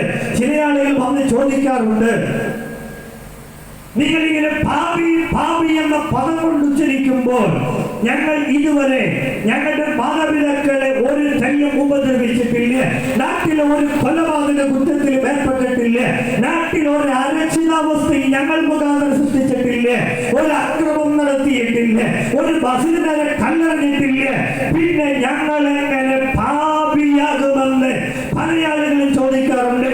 നിങ്ങളോടായിട്ടൊരു കാര്യം പറയട്ടെ, നിങ്ങൾ തെറ്റ് ചെയ്താലും ഇല്ലെങ്കിലും മനുഷ്യരായി ജനിച്ച എല്ലാ മനുഷ്യരും ഭാവികളാണ്. ഞാൻ എന്റെ പ്രഭാഷണത്തിൽ എവിടെയും പറയാറുള്ളത് ഒരു ഉദാഹരണം ഈ കുമ്മടിയിലും ഇവിടെ ക്രമീകരിച്ച് ഈ സുവിശേഷ യോഗത്തിലും പറയുകയാണ്. എന്താണ് ആ ഉദാഹരണം എന്ന് ചോദിച്ച്, ഈ കുമ്മടി എന്ന നാട്ടിൽ ഈ ജംഗ്ഷനിൽ ഒരു 5 മൂർഖം പാമ്പുണ്ടെന്നിരിക്കട്ടെ. മൂർഖം പാമ്പിന് വിഷമുണ്ടല്ലോ, പാമ്പാണ് എങ്കിൽ പാമ്പിനുള്ളിൽ വിഷമുണ്ടെന്നുള്ള കാര്യത്തിൽ ആർക്കും തർക്കമില്ല. ഒരു ഉദാഹരണമാണ്, ഒരു ഭാവനയാണ്, ഒരു ദൃഷ്ടാന്തമാണ് ഞാൻ നിങ്ങളുടെ മുമ്പിൽ വെക്കുന്നത്. 5 മൂർഖം പാമ്പുണ്ടെന്നിരിക്കട്ടെ. 5 മൂർഖം പാമ്പിൽ 4 പാമ്പുകൾ ഇവിടെയുള്ള ആളുകളെ കടിച്ചിട്ടുണ്ട്, ഉപദ്രവിച്ചിട്ടുണ്ട്. അതിന്റെ വിഷം വമിച്ചിട്ട് പലരും മരണത്തിന് കീഴ്പ്പെട്ടു പോയിട്ടുണ്ട്. ഒരു മൂർഖം പാമ്പ് ഇന്ന് വരെ ആരെയും കടിച്ചിട്ടുമില്ല, ഉപദ്രവിച്ചിട്ടുമില്ല. 5 എണ്ണമുള്ളത് 4 എണ്ണമേ ആളുകളെ കടിക്കുകയും ഉപദ്രവിക്കുകയും ചെയ്തിട്ടുള്ളൂ. ഒരെണ്ണം ഇന്നേ വരെ ആരെയും കടിക്കുകയും ഉപദ്രവിക്കുകയും ചെയ്തിട്ടില്ല. അതുകൊണ്ട് ഒരു നേരമെങ്കിലും അരിയാഹാരം കഴിക്കുന്ന ഒരു മലയാളി, ഒരു നേരമെങ്കിലും തലയിൽ എണ്ണ തേച്ച് കുളിക്കുന്ന ഒരു മലയാളിയും പറയില്ല കടിക്കാത്ത പാമ്പിന് വിഷമില്ല എന്ന് പറയില്ല. കാരണം പാമ്പാണ് എങ്കിൽ പാമ്പിന്റെ ഉള്ളിൽ വിഷമുള്ളതുപോലെ, പാമ്പാണ് എങ്കിൽ പാമ്പിന്റെ ഉള്ളിൽ വിഷമുള്ളതുപോലെ മനുഷ്യനായി ജനിച്ച എല്ലാവരുടെയും ഉള്ളിൽ പാപമുണ്ട്. എന്റെ സഹോദരങ്ങൾ, അപ്പോൾ ചില ആളുകൾ പറയുകയാണ്, അല്ല പാസ്റ്ററെ, ഞങ്ങൾക്ക് എന്റെ പാമ്പിന് വിഷമില്ല എന്നാണ് നിങ്ങളുടെ വാദമെങ്കിൽ ഇവിടെ തർക്കിക്കാനോ വാദിക്കാനോ ഞങ്ങൾക്ക് സമയമില്ല. വീട്ടിൽ പിടിച്ച് വളർത്തിക്കോ, കണ്ണാടി കൂട്ടിലിട്ടോ, നമിച്ചോ വണങ്ങിക്കോ, എനിക്കതിനൊരു വിഷയവുമില്ല. പാമ്പാണ് എങ്കിൽ പാമ്പിന്റെ ഉള്ളിൽ വിഷമുള്ളതുപോലെ മനുഷ്യനായി ജനിച്ച എല്ലാവരുടെയും ഉള്ളിൽ പാപമുണ്ട്. അങ്ങനെയെങ്കിൽ പാപത്തിന് പരിഹാരം ആവശ്യമാണ്. ഈ കാണുന്ന എല്ലാ തിന്മകളുടെയും പിന്നിൽ പ്രവർത്തിക്കുന്ന പ്രേരിതമായ ഘടകം പാപമൊന്നാണെങ്കിൽ, പാപം ഒരു വ്യക്തിയാണെങ്കിൽ, ചില പ്രവാചകർ പറയാറുണ്ട്, പാപം ഒരു വ്യക്തിയായിരുന്നുവെങ്കിൽ ഇവിടുത്തെ ഭരണാധികാരികളോട് പറഞ്ഞുകൊണ്ട് അറസ്റ്റ് ചെയ്ത് ചെങ്ങലക്കിട്ട് ഏതെങ്കിലും ലോക്കപ്പിൽ അവരെ പാപത്തെ അടച്ചു കൂട്ടാമായിരുന്നു. അല്ല, പാപം ഒരു വൃക്ഷമായിരുന്നുവെങ്കിൽ ഈ പാപമെന്ന വൃക്ഷത്തെ കത്തിച്ച് ചുട്ടരിക്കാമായിരുന്നു. പാപം ഒരു വൃക്ഷമല്ലല്ലോ, പാപം ഒരു വ്യക്തിയല്ലല്ലോ. പാപം നമ്മിലെല്ലാം വാടുന്ന ഒരു വില്ലനായ ഒരു പ്രതിഭാസമായി നിലയുറപ്പിക്കപ്പെടുമ്പോൾ പാപത്തിന് പരിഹാരം ഉണ്ടാകേണ്ടത് അനിവാര്യമാണെങ്കിൽ എന്റെ സഹോദരങ്ങളെ, ഞങ്ങൾ എന്ന വ്യക്തിത്വത്തിൽ ഈ കൂടപ്പെട്ട ഞങ്ങൾ ചെയ്ത ഒന്നാമത്തെ അപൂർവ കാര്യം എന്നുള്ളത് ഞങ്ങളുടെ പാപത്തെ മോചിപ്പിച്ചു എന്നുള്ളതാണെങ്കിൽ ഇന്ന് ഞാൻ വിശ്വസിക്കുന്നവരുടെ കരം ഉയരട്ടെ. എന്റെ പാപം മോചിപ്പിച്ചതാണ് അവൻ എന്നിൽ ചെയ്ത ഒന്നാമത്തെ അപൂർവ കാര്യം. എന്റെ സഹോദരങ്ങളെ, പാപത്തിന്റെ മോചനത്തിന് വേണ്ടി വിവിധ ഇടങ്ങൾ സഞ്ചരിക്കേണ്ട കാര്യമില്ല, വിവിധ ഇടങ്ങൾ ഓടിയായേണ്ട കാര്യമില്ല. കൃത്രിമമായി മാനിപ്പുലേറ്റ് ചെയ്യുന്ന എന്തെങ്കിലും സംവിധാനങ്ങൾ ഒരുക്കേണ്ട കാര്യമില്ല. എന്റെയും നിന്റെയും പാപത്തിന്റെ പരിഹാരത്തിന് വേണ്ടി അവൻ ഒരിക്കലായി അർപ്പിക്കപ്പെട്ടു. അവനെ ഇന്നും നമുക്ക് വേണ്ടി പരസ്യമായിട്ട് നിർത്തിയിരിക്കുകയാണ്. ഇന്ന് രാത്രിയിൽ ക്രൂശിന്റെ ചുവട്ടിൽ വരുന്ന നിന്റെ മേൽ പാപം മോചിപ്പിക്കാൻ അവൻ ശക്തനാണ്. ഒരു കാര്യം ഞാൻ നിങ്ങളോട് അരക്കത്തുറപ്പിക്കട്ടെ, പാപത്തിന്റെ ശിക്ഷയുടെ വിടുതൽ ക്രൂശിലാണ്. അത് ശരിയാണെങ്കിലും നമ്മളൊക്കെ പാപത്തിന്റെ ശിക്ഷയിൽ നിന്ന് മോചിപ്പിക്കപ്പെട്ടു, ശരിയാണ്. പക്ഷെ ദൈവമക്കളെ കൂടപ്പെട്ട നിങ്ങളോട് ഞാനൊരു കാര്യം പറയട്ടെ, പാപത്തിന്റെ ശിക്ഷയിൽ നമ്മൾ വിടുവിക്കപ്പെട്ടു എങ്കിലും പാപത്തിന്റെ ശക്തിയിൽ നിന്ന് നമ്മൾ വിടുതൽ പ്രാപിച്ചുകൊണ്ടേയിരിക്കണം. ക്രൂശ് പാപത്തിന്റെ ശിക്ഷയുടെ വിടുതലാണെങ്കിൽ പാപത്തിന്റെ ശക്തിയുടെ വിടുതൽ എവിടെയാണ്? എബ്രായർ 4:16 ഒന്ന് വായിച്ച്. എബ്രായർ 4-ാം അധ്യായം 16-ാമത് വാക്യം. അതുകൊണ്ട് കരുണ ലഭിക്കുവാനും തക്ക സമയത്ത് സഹായത്തിനുള്ള കൃപ പ്രാപിക്കുവാനുമായി നാം ധൈര്യത്തോടെ കൃപാസനത്തിനടുത്ത് ചെല്ലുക. പാപത്തിന്റെ ശിക്ഷയുടെ വിടുതൽ ക്രൂശാണെങ്കിൽ പാപത്തിന്റെ ശക്തിയുടെ വിടുതൽ കൃപാസനമാണ്. എന്റെ സഹോദരങ്ങളെ, പാപത്തിന്റെ ശിക്ഷയിൽ മോചിക്കപ്പെടാതെ ആ ബന്ധനത്തിൽ ആരെങ്കിലും കിടക്കുന്നുവെങ്കിൽ ക്രൂശിന്റെ ചുവട്ടിൽ വരണം. പാപത്തിന്റെ ശിക്ഷയിൽ നിന്ന് വിടുതൽ പ്രാപിച്ച ദൈവമക്കളെ, പാപത്തിന്റെ ശക്തി ഇന്നും നമ്മെ ആവഹിക്കാൻ വേണ്ടി വേട്ടയാടാൻ വേണ്ടി നിൽക്കുമ്പോൾ ആ ശക്തിയുടെ വിടുതലിന് വേണ്ടി കൃപാസനത്തിൽ ചെല്ലണോ. കരുണ ലഭിപ്പാൻ തത്സമയം സഹായത്തുള്ള കൃപ പ്രാപിപ്പാൻ വേണ്ടി നമ്മൾ അങ്ങ് കൃപാസനത്തിൽ ചെല്ലണം. ഇനി ഞാൻ മറ്റൊരു കാര്യം കൂടി നിങ്ങളുടെ ശ്രദ്ധയിലേക്ക് കൊണ്ടുവരട്ടെ. പാപത്തിന്റെ മോചനത്തിന് വേണ്ടി ഇവിടെ മറ്റൊരു സംവിധാനങ്ങൾ നമ്മൾ ക്രമപ്പെടുത്തണ്ട. ഞാനൊരു പാപിയാണെന്ന സമ്മതം മതി. എന്റെ പാപങ്ങളെ അങ്ങ് കഴുകി ശുദ്ധീകരിക്കണമേ എന്ന ആ ഒറ്റ വാക്കുകൾ കൊണ്ട്, ആ യേശുവിന്റെ പുണ്യാഹ രക്തം കൊണ്ട് നിന്നെ കഴുകി ശുദ്ധീകരിക്കാൻ എന്റെ യേശു മതിയായവനാണ്. ഇടയ്ക്കൊരു ഇടനിലക്കാരന്റെ ആവശ്യമില്ല. നമ്മുടെ നാട്ടിൽ ഇടനിലക്കാരൻ കൂടി നിൽക്കുന്ന കാരണമല്ലേ ഇവിടെ ഒരു ബിസിനസ് വിജയിക്കാൻ നടത്തണമെങ്കിൽ ഒരു ഇടനിലക്കാരൻ ആവശ്യമാണ്. ഇവിടെ വസ്തു കച്ചവടം നടത്തണമെങ്കിൽ ഒരു ഇടനിലക്കാരൻ ആവശ്യമാണ്. ഇവിടെ കാണുന്നതിനെല്ലാം അല്ല, ഒരു ഇടനിലക്കാരനെ ഇവിടെ പലയാളികളും വെക്കുന്നത് പോലെ ദൈവത്തോട് സംസാരിക്കാൻ, ദൈവത്തോട് പ്രാർത്ഥിക്കാൻ, ദൈവത്തോട് അടുത്ത് വരാൻ ഒരു ഇടനിലക്കാരന്റെ ആവശ്യമില്ല എന്ന് ഈ ടിറ്റോ സോളമൻ അല്ല പ്രസംഗിക്കുന്നത്. വിശുദ്ധ ബൈബിളിന്റെ ആസന്നിഗ്ധമായ പ്രഖ്യാപനമാണ്. കാരണം വചനം മാറാത്തതാണ്. ഈ പ്രസംഗിക്കുന്ന ഞാൻ മാറും, പക്ഷേ വിശുദ്ധ ബൈബിൾ മാറുകയില്ല. കാരണം കാലം ഇത്രയേറെ പിന്നിട്ടിട്ടു തിരുത്തൽ വരാത്ത ഒരു ഗ്രന്ഥമുണ്ടെങ്കിൽ ഉലകത്തിന്റെ നെറുകയിൽ വിശുദ്ധ ബൈബിൾ മാത്രമാണ്. കാരണം ഈ ലോകത്തിൽ ഉദിച്ചുയർന്ന പുസ്തക സംവിധാനങ്ങൾ, ഈ ലോകത്തിൽ ഉദിച്ചുയർന്ന എത്രയെത്ര സാഹിത്യ ശാഖകൾ, എത്രയെത്ര ശാസ്ത്ര ഗ്രന്ഥങ്ങൾ ഈ മണ്ണിൽ പലതും അവശേഷിച്ചു പോകുകയാണ്. കാലത്തിന്റെ ചരിത്രയാത്രയിൽ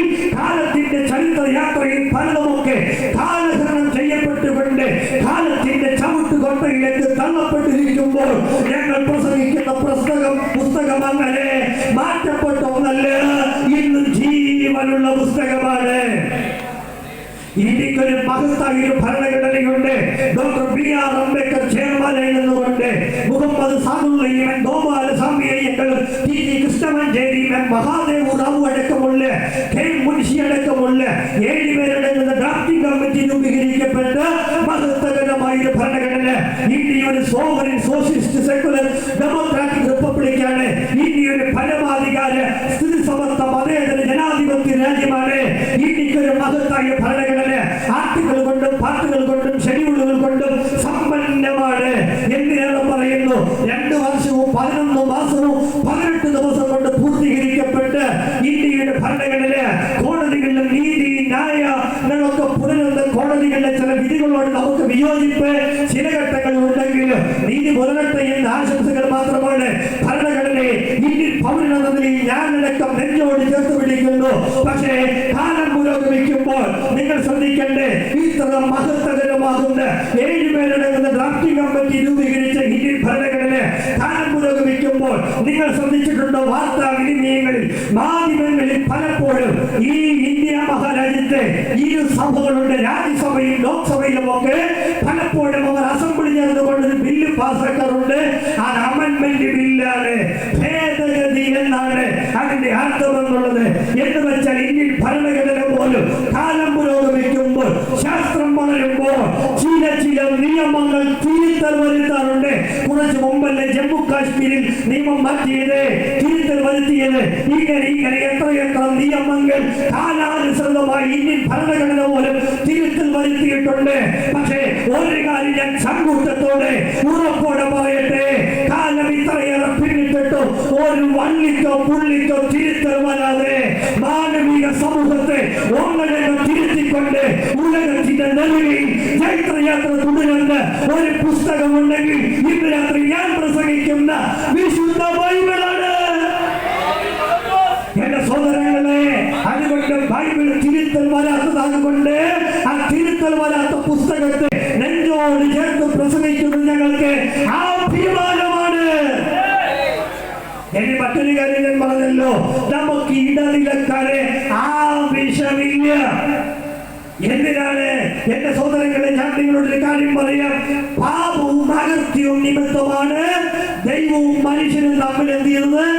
ആകന്നു പോയത്.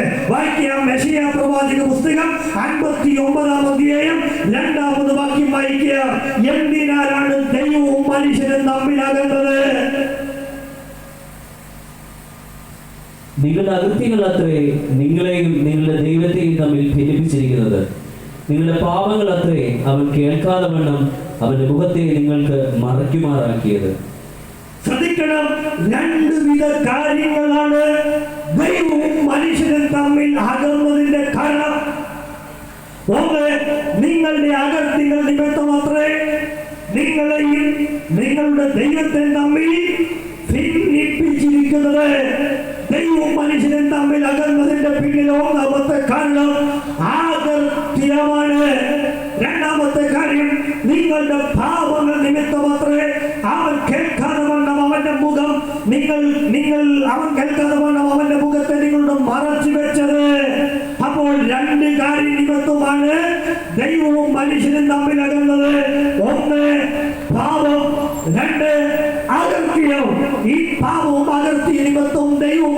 തമ്മിൽ ഒരു വലിയ വിള്ളൽ ഉണ്ടായിരുന്നു. ആ വിള്ളൽ മാറ്റാൻ ആർക്കാണ് സാധ്യമായി തീരുക? എന്റെ സഹോദരങ്ങളെ, വിശുദ്ധ വേദപുസ്തകത്തിൽ ഇയ്യോബിന്റെ പുസ്തകം എന്നൊരു പുസ്തകമുണ്ട്.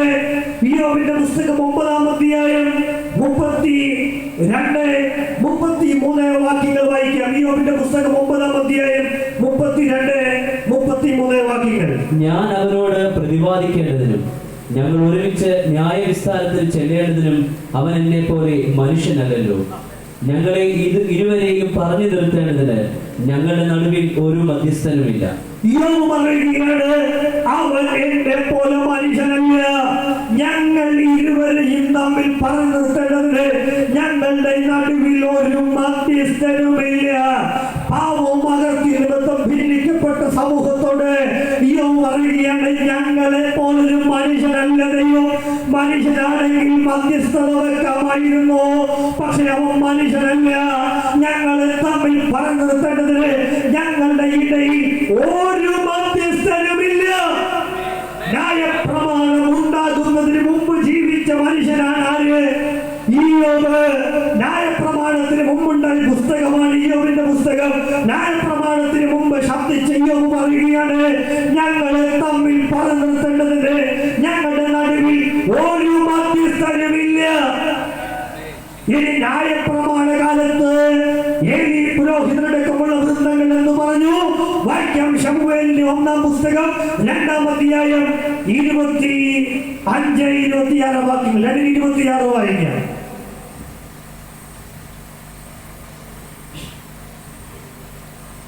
ശമൂവേൽ ബാലനോ വളരുന്തോറും 25 മനുഷ്യൻ മനുഷ്യനോട് പാപം ചെയ്താൽ അവനു വേണ്ടി ദൈവത്തോട് അപേക്ഷിക്കാം.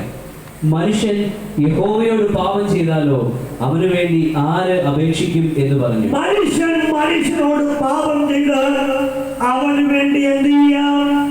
അപേക്ഷിക്കാം. പക്ഷേ മനുഷ്യൻ ദൈവത്തോട് പാപം ചെയ്താൽ ആരപേക്ഷിക്കുമെന്ന് ചോദിച്ചിഹ്നം അവനെ അവശേഷിക്കുകയാണ്. ന്യായപ്രമാണ കാലത്ത് ജീവിച്ച ന്യായപ്രമാണത്തിന്റെ ആ കാലത്ത് ജീവിച്ച ഏലി പറയുകയാണ്, മനുഷ്യൻ മനുഷ്യനോട് പാപം ചെയ്താൽ നമുക്ക് അപേക്ഷിക്കാം, പക്ഷെ മനുഷ്യന് യഹോവയോട് പാപം ചെയ്താൽ അവന് വേണ്ടി ആർ അപേക്ഷിക്കുമെന്ന് ചോദിച്ചിട്ടതിന് ഉത്തരം കിട്ടാതെ മാനവിക സമൂഹം ഒന്നടങ്കമിങ്ങനെ വല്ലാതെ ഭീതിജനകമായി പോകുന്ന കാലത്താണ്. ഇന്നേക്ക് 2000 വർഷങ്ങൾക്കപ്പുറം യെശയ്യാ പ്രവാചകന്റെ പുസ്തകത്തിൽ ഇങ്ങനൊരു വാക്യമുണ്ട്, അവൻ അത്ഭുത മന്ത്രി, വീരനാം ദൈവം, നിത്യ പിതാവ്, സമാധാനത്തിന്റെ പ്രഭു എന്ന് വിളിക്കപ്പെടും. നമുക്കൊരു ശിശു ജനിച്ചിരിക്കുന്നു, നമുക്കൊരു മകൻ നൽകപ്പെട്ടിരിക്കുന്നു എന്നാണ് ആ വാക്യം തുടങ്ങുന്നത്. അത്ഭുത മന്ത്രിയായവന്റെ വരവ് മലാക്കി 3:1 പറഞ്ഞാൽ ഒരു നിയമദൂതൻ വരികയാണ്. അത്ഭുത മന്ത്രിയായ നിയമദൂതനായ എന്റെ യേശുനാഥൻ ഈ മണ്ണിലേക്ക് വരികയാണ്. അകൃത്യവും പാപവും നിമിത്തം ഭിന്നിക്കപ്പെട്ട ദൈവവും മനുഷ്യനും തമ്മിൽ ഭിന്നിക്കപ്പെട്ടപ്പോൾ അവരെ തമ്മിൽ ഒന്നിപ്പിക്കുക, ഇടനില നിൽക്കുക. ആരും കഴിയില്ലെന്ന് ന്യായപ്രമാണത്തിന് മുമ്പ് ജീവിച്ച ഇയ്യോബ്, ന്യായപ്രമാണ കാലത്ത് ജീവിച്ച ഏലിയമടക്കമുള്ളവർ പറയുമ്പോൾ, അങ്ങനെ നിൽക്കുമ്പോൾ അത്ഭുത മന്ത്രിയായവൻ നിയമദൂതനായവൻ കാൽവറിയിൽ നമുക്ക് വേണ്ടി തകർക്കപ്പെട്ടു. ആ തകർക്കപ്പെട്ട് നമുക്ക് വേണ്ടി അവൻ ഇടിവിൽ നിന്ന് പാപത്തിന് മോചനം നൽകിയപ്പോൾ പണ്ഡിതവര്യനാകുന്ന പൗലോസ്ലീഹ തിമോത്തിയോസിന്റെ 1-ാം ലേഖനം 2-ാം അധ്യായം 5-ാം വാക്യത്തിൽ പറയുകയാണ്, ദൈവം ഒരുവനല്ലോ, ദൈവത്തിനും മനുഷ്യർക്കുമിടയിൽ മധ്യസ്ഥനും ഒരുവനത്രേ. ആരാണ്? എല്ലാവരുടെയും പാവങ്ങൾക്ക് വേണ്ടി തന്നെത്താൻ അർപ്പിക്കപ്പെട്ട മനുഷ്യനായ ക്രിസ്തു യേശു തന്നെയാണ്. അവിടെ പറയുകയാണ്, ദൈവം ഒരുവനല്ലോ, ദൈവത്തിനും മനുഷ്യർക്കുമിടയിൽ മധ്യസ്ഥൻ ഒരുവനത്രേ. അതിന്റെ യേശുവാണ്. യേശുവല്ലാതെ മറ്റൊരു ഇടനിലക്കാരൻ നമുക്കില്ല. ഇന്ന് രാത്രി മറ്റാരെങ്കിലും വെക്കുന്നെങ്കിൽ അതൊക്കെ മാറ്റി വെച്ചിട്ട് ബൈബിളിന്റെ പിന്നാലെ നമുക്ക് അനുഗമിക്കുക. യേശു മാത്രമാണ് നമ്മുടെ മധ്യസ്ഥൻ. യേശുവിൽ കൂടി മാത്രമാണ് പാപമോചനം. എന്റെ സഹോദരങ്ങളെ, അങ്ങനെ പാപമോചകനാണ് എന്റെ യേശുനാഥൻ. രണ്ടാമത്തെ അവന്റെ മഹത്വമാണ്. ഞാൻ വേഗത്തിൽ മുമ്പോട്ട് പോകുകയാണ്. രണ്ടാമത്തെ അവന്റെ മഹത്വമാണ്, അവൻ ചിന്തകൾ അറിയുന്ന ദൈവമാണ്. നോക്കിക്കേ, ഈ ലോകത്ത് ആരുടെ ചിന്തകൾ മനുഷ്യന് തിരിച്ചറിയാൻ പറ്റുമോ? ഇല്ല. ജന്മം നൽകിയ മക്കളുടെ ചിന്ത തിരിച്ചറിയാൻ കഴിയുമോ? നൊന്ന് പ്രസവിച്ച മാതാവിനെ എന്റെ മകൻ നാളെ ഇന്നത് ചെയ്യുമെന്ന് തിരിച്ചറിയാൻ കഴിയുമോ? ഇല്ല. കൂടപ്പുറപ്പിന് കഴിയുമോ? ഇല്ല. എത്ര കൊലപാതകങ്ങൾ, രാഷ്ട്രീയ കൊലപാതകങ്ങൾ അടക്കം എന്തെല്ലാം ഭീകരതകളാണ് അറിയപ്പെടുന്നത്. കിഴക്കൻ ചക്രവാളത്തിൽ സൂര്യോദയം കണ്ടതെന്തരം നമ്മുടെ വീടിന്റെ അങ്കണത്തിൽ വന്ന് വീഴുന്ന ഏത് പത്രമാധ്യമ പരിശോധിച്ചാലും എണ്ണമറ്റ കൊലപാതക പരമ്പരകളാണ്, എണ്ണമറ്റ ആക്രമണ പരമ്പരകളാണ്, എണ്ണമറ്റ ഭീതിജനകമാകുന്ന വാർത്തകൾ കൊണ്ട് നമ്മുടെ മാതൃഭൂമിയും മനോരമയും മംഗളവും എല്ലാ പത്രങ്ങളും ഇങ്ങനെ നിറയുമ്പോൾ ഒരു കാര്യം ഉറപ്പാണ്, ആർക്കും ആരുടെയും ചിന്ത തിരിച്ചറിയാൻ കഴിയത്തില്ല. നാളെ നിന്റെ മക്കൾ നിന്നോട് എന്ത് ചെയ്യുമെന്ന് ആർക്ക് തിരിച്ചറിയാൻ കഴിയും? ഭീകരാന്തരീക്ഷം സൃഷ്ടിക്കുന്ന നാടായി നമ്മുടെ നാട് മാറിക്കൊണ്ടിരിക്കുമ്പോൾ ഇന്ന് രാത്രി ഞാൻ പ്രസംഗിക്കുന്ന എന്റെ യേശുവിന്റെ പ്രത്യേകത ചിന്തകൾ അറിയുന്നതുമാണ്. അവനെ മഹത്വപ്പെടുത്ത മറ്റാരും പറയാതെ, പരാശ്രയമില്ലാതെ ഇന്ന് രാത്രിയിൽ നിന്റെ ചിന്തകൾ അറിയുന്ന ദൈവത്തിന്റെ സാന്നിധ്യം ഇന്ന് രാത്രിയിൽ ഇവിടെ നിറയപ്പെടുന്നുണ്ട്. എന്റെ സഹോദര, എന്റെ മാതാവേ, എന്റെ പിതാവേ, നീ ഉള്ളിൽ നീറി പുകയുന്ന ഏത് വിഷയമാണെങ്കിലും ഇന്ന് രാത്രി ഈ ശബ്ദപരിധി ശ്രദ്ധിക്കുന്ന സഹോദരങ്ങളെ, നീ അറിയുന്ന, നീ നീറി പുകയുന്ന ഏത് വിഷയങ്ങളും ലോകത്തിൽ ആരറിയുന്നില്ലെങ്കിലും ഇന്ന് രാത്രി യേശു അറിയുന്നു. അവനറിയുക മാത്രമല്ല, വിടുതലിന്റെ ദാതാവാണ് കേട്ടോ. എന്റെ സഹോദരങ്ങളെ, ഈ മണ്ണിലെ വാർത്ത മാധ്യമങ്ങൾ പരിശോധിച്ച് ചിന്തകൾ തിരിച്ചറിയാതെ നമ്മൾ വാർത്തകൾ കാണുന്നില്ലേ? എത്ര കൊലപാതകങ്ങൾ, നാളെ എന്നൊരു ദിവസമുണ്ടെങ്കിൽ 100,000 സ്വപ്നങ്ങൾ ഉള്ളിലൊതുക്കി ജീവിച്ച് ആ സൗമ്യ എന്ന പെൺകുട്ടി ആ ട്രെയിൻ യാത്ര ചെയ്യുമ്പോൾ മലയാളക്കരയ്ക്ക് മറക്കാൻ കഴിയത്തില്ലല്ലോ. ട്രെയിൻ യാത്രയിൽ ഒറ്റക്കയും ഗോവിന്ദ ചാമി എന്ന് ആ നരാധമൻ ആ പെൺകുട്ടിയെ പിച്ചു ചിന്തി റെയിൽവേ ട്രാക്കിൽ വലിച്ചു കയറിയ സംഭവം മൂക്ക് താഴോട്ട് നീണ്ടു നിൽക്കുന്ന 3.25 കോടി മലയാളിയുടെ മനസാക്ഷി മസ്തിഷ്കത്തെ അടക്കം ചൂടുപിടിപ്പിച്ച സംഭവമാണ്. അതെ, ചിന്തകൾ തിരിച്ചറിയാൻ കഴിയുന്നില്ല. എന്റെ സഹോദരങ്ങളെ, എന്തെല്ലാം സംഭവങ്ങൾ. ജീവിത ഭാവിക്ക് വേണ്ടി വിവാഹം കഴിച്ച് ചിത്ര എന്ന പെൺകുട്ടി ആ സൂര്യചന്ദ്ര ഒരു യുവാവുമായി വിവാഹം കഴിച്ചു. ഒത്തിരി സ്വത്തുക്കൾ മാതാപിതാക്കൾ കൊടുത്തു.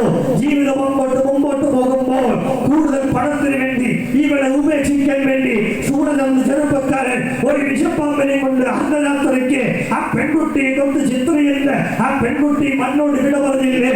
താൻ സ്നേഹിച്ച, താൻ കരുതിയ തന്റെ ഭർത്താവ് നാളെയുടെ നീളയിൽ ഒത്തിരി സ്വപ്നങ്ങൾ കണ്ട് ആ പെൺകുട്ടി ഒരിക്കലും തിരിച്ചറിഞ്ഞിരുന്നില്ല. എന്റെ ഭർത്താവ് ഒരു വിഷപ്പാമ്പിനെ കൊണ്ട് എന്നെ കൊത്തിക്കൊല്ലിപ്പിക്കുമെന്ന് ചിന്തിച്ചിരുന്നില്ല. അങ്ങനെ ചിന്തിച്ചിരുന്നുവെങ്കിൽ 50 പേരെന്തെങ്കിലും ഒക്കെ ശ്രമം നടത്തിയത്. എന്റെ സഹോദരങ്ങളെ, ഇങ്ങനെ എത്ര വാർത്തകൾ കൊണ്ട് നമ്മുടെ മാധ്യമങ്ങൾ നിറഞ്ഞു കൊള്ളുകയാണ്. നമുക്കറിയാമല്ലോ, സ്വാതന്ത്ര്യ സമരത്തിന്റെ പോരാട്ട പോർമുഖങ്ങളിൽ അഗ്നിയായി മാറിയ മഹാത്മാഗാന്ധിജി ഇന്ത്യൻ സ്വാതന്ത്ര്യ സമരത്തിന്റെ ഭൂപടത്തിൽ മറക്കാൻ കഴിയാത്ത സാന്നിധ്യമാണ്. പക്ഷേ 1948 ജനുവരി മാസം 30-ാം തീയതി ഡൽഹിയിലെ ബിർള ഹൗസിന് മുമ്പിൽ കൂടി പ്രാർത്ഥന നിരതരായി നിൽക്കുമ്പോൾ തന്റെ മുമ്പിൽ കൂടി വന്ന നാഥുറായി വിനായക ഗോഡ്സെ വെറൈറ്റി പിസ്റ്റൾ എന്ന റിവോൾവർ കൊണ്ട് എന്നെ വെടിവെച്ച് വീഴ്ത്തുമെന്ന് ഗാന്ധിജി അറിഞ്ഞിരുന്നില്ല. ഒത്തിരി സമരം നടത്തിയ, ഒത്തിരി യാത്രകൾ നടത്തിയ ഒത്തിരി മുന്നണി പോരാളിക്ക് തന്റെ മുമ്പിൽ വന്ന് ആ മനുഷ്യൻ എന്നെ എന്ത് ചെയ്യുമെന്ന് തിരിച്ചറിഞ്ഞിരുന്നില്ലെങ്കിൽ ഗാന്ധിജി വഴിമാറി സഞ്ചരിച്ചേരെ. അങ്ങനെ കഴിയാത്തത് കൊണ്ട് 1948 ജനുവരി മാസം 30-ാം തീയതി ഈ മണ്ണോട് വിട പറഞ്ഞു. ഇന്ദിരാഗാന്ധി ഇന്ത്യയുടെ ഉരുക്കവരുത് എന്ന അവകാശനാമത്തിന് പേര് കേട്ട് ആ മഹതി അങ്ങ് തന്റെ സുരക്ഷാ ഭടന്മാരാകുന്ന സത്വന്ത് സിംഗ് എം പി സിംഗമാണല്ലോ തന്റെ സുരക്ഷാ ഭടന്മാരെ അങ്ങനെ നിൽക്കുന്ന മാത്രയിൽ തനിക്ക് സുരക്ഷയൊരുക്കുന്ന അവർ ഒരിക്കൽ പോലും എന്നെ കൊല്ലുമെന്ന് ഇന്ദിരാഗാന്ധി തിരിച്ചറിഞ്ഞിരുന്നെങ്കിൽ ഇന്ദിരാഗാന്ധി അവരെ മാറ്റിയിട്ട് വേറെ ആളുകളെ അപ്പോയിന്റ്മെന്റ് ചെയ്തേനെ. അങ്ങനെ കഴിയാത്തത് കൊണ്ട് അവരുടെ വെടികൾക്ക് മുമ്പിൽ 2024 ഒക്ടോബർ മാസം 31-ാം തീയതി ഇന്ദിരാഗാന്ധി ഈ മണ്ണോട് വിട പറഞ്ഞു. 1991 മെയ് മാസം 21-ാം തീയതി രാജീവ് ഗാന്ധി തമിഴ്നാട്ടിൽ തിരുവത്താണിയിൽ പ്രഭാഷണത്തിനെത്തുമ്പോൾ തന്നെ സ്വീകരിക്കാൻ വരുന്ന തനു തേൻമൊഴി ഗായത്രി രംഗം വന്ന് എന്നെ കൊല്ലാനാണ് വരുന്നറിഞ്ഞതെങ്കിൽ ആ പൂച്ചൻ ഏറ്റുവാങ്ങുകയില്ലായിരുന്നു. ഞാൻ പറഞ്ഞത് ഇവിടുത്തെ പ്രബുദ്ധരായവർ ഉന്നതനായവർക്കൊന്നും മറ്റുള്ളവരുടെ ചിന്തകൾ തിരിച്ചറിയാൻ കഴിയാതെ അവരൊക്കെ മണ്ണോട് പെട്ടെന്ന് വിട പറഞ്ഞു പോയി. ഞാൻ പറഞ്ഞത് കാരണം ഈ ലോകത്തിൽ ആർക്കും മനുഷ്യന്റെ ചിന്തകൾ തിരിച്ചറിയാൻ കഴിയത്തില്ല എങ്കിൽ ഇന്ന് രാത്രി സോദരന എന്റെയും നിന്റെയും ചിന്തകൾ തിരിച്ചറിയുന്ന ഒരു നാഥനെ പരിചയപ്പെടുത്തട്ടെ. അവന്റെ പേരത്രേ യേശു ക്രിസ്തു. ലോകത്തിൽ എന്റെ ഏത് വിഷയങ്ങൾക്ക് പരിഹാരം നൽകാൻ എന്റെ യേശു മതിയായവനാണ്. എന്റെ സഹോദരങ്ങളെ, ആ മഹത്വവാനാകുന്ന യേശുവിനെ തട്ടിക്കളഞ്ഞിട്ട് നമ്മുടെ ജീവിതയാത്ര മുമ്പോട്ട് പറയാനും നയിക്കരുത് കേട്ടോ. ഞാൻ വേഗത്തിൽ മുമ്പോട്ട് പോകുകയാണ്. എന്റെ പ്രധാന വിഷയഭാഗത്തേക്ക് ഞാൻ പറയുകയാണ്. അപൂർവ കാര്യങ്ങൾ കണ്ടു എന്ന് പറഞ്ഞു. എന്താണ് അപൂർവ കാര്യം? രണ്ട് വിധ കാര്യങ്ങളുണ്ട് അപൂർവ കാര്യം. ഒന്ന് അനുഗ്രഹവുമുണ്ട്, രണ്ട് ന്യായവിധിയുമുണ്ട്. വായിക്കാം സംഖ്യാപുസ്തകം 16-ാം അധ്യായം 29-30 വേദവാക്യങ്ങൾ. സംഖ്യാപുസ്തകം 16-29-30 വേദവാക്യം. സകല മനുഷ്യരും മരിക്കുന്നത് പോലെ ഇവർ മരിക്കുകയോ സകല മനുഷ്യർക്കും ഭവിക്കുന്നത് പോലെ ഇവർക്ക് ഭവിക്കുകയോ ചെയ്താൽ യഹോവ എന്നെ അയച്ചിട്ടില്ല. എന്നാൽ യഹോവ ഒരു അപൂർവ കാര്യം പ്രവർത്തിക്കുകയും ഭൂമി വായ്പിളർന്ന് അവരെയും അവർക്കുള്ള സകലത്തെയും വിഴുങ്ങിക്കളയുകയും അവർ ജീവനോടെ പാതാളത്തിലേക്ക് ഇറങ്ങുകയും ചെയ്താൽ അവർ യഹോവയെ നിരസിച്ചു എന്ന് നിങ്ങൾ അറിയും. ശ്രദ്ധിക്കുക, ഈ വാക്യം വളരെ പരിചിതമാണ്. സകല മനുഷ്യർക്കും ഭവിക്കുന്നത് പോലെ ഇവർക്ക് ഭവിക്കുകയോ സകല മനുഷ്യരും മരിക്കുന്നത് പോലെ ഇവർ മരിക്കുകയോ ചെയ്താൽ യഹോവ എന്നെ അയച്ചിട്ടില്ല. എന്നാൽ യഹോവ ഒരു അപൂർവ കാര്യം പ്രവർത്തിക്കുകയും ഭൂമിയുമായി വിളന്ന് അവരെയും അവർക്കുള്ള സകലത്തെയും വിഴുങ്ങിക്കളയുകയും ചെയ്താൽ അവർ യഹോവയെ നിരസിച്ചു എന്ന് നിങ്ങൾ അറിയും.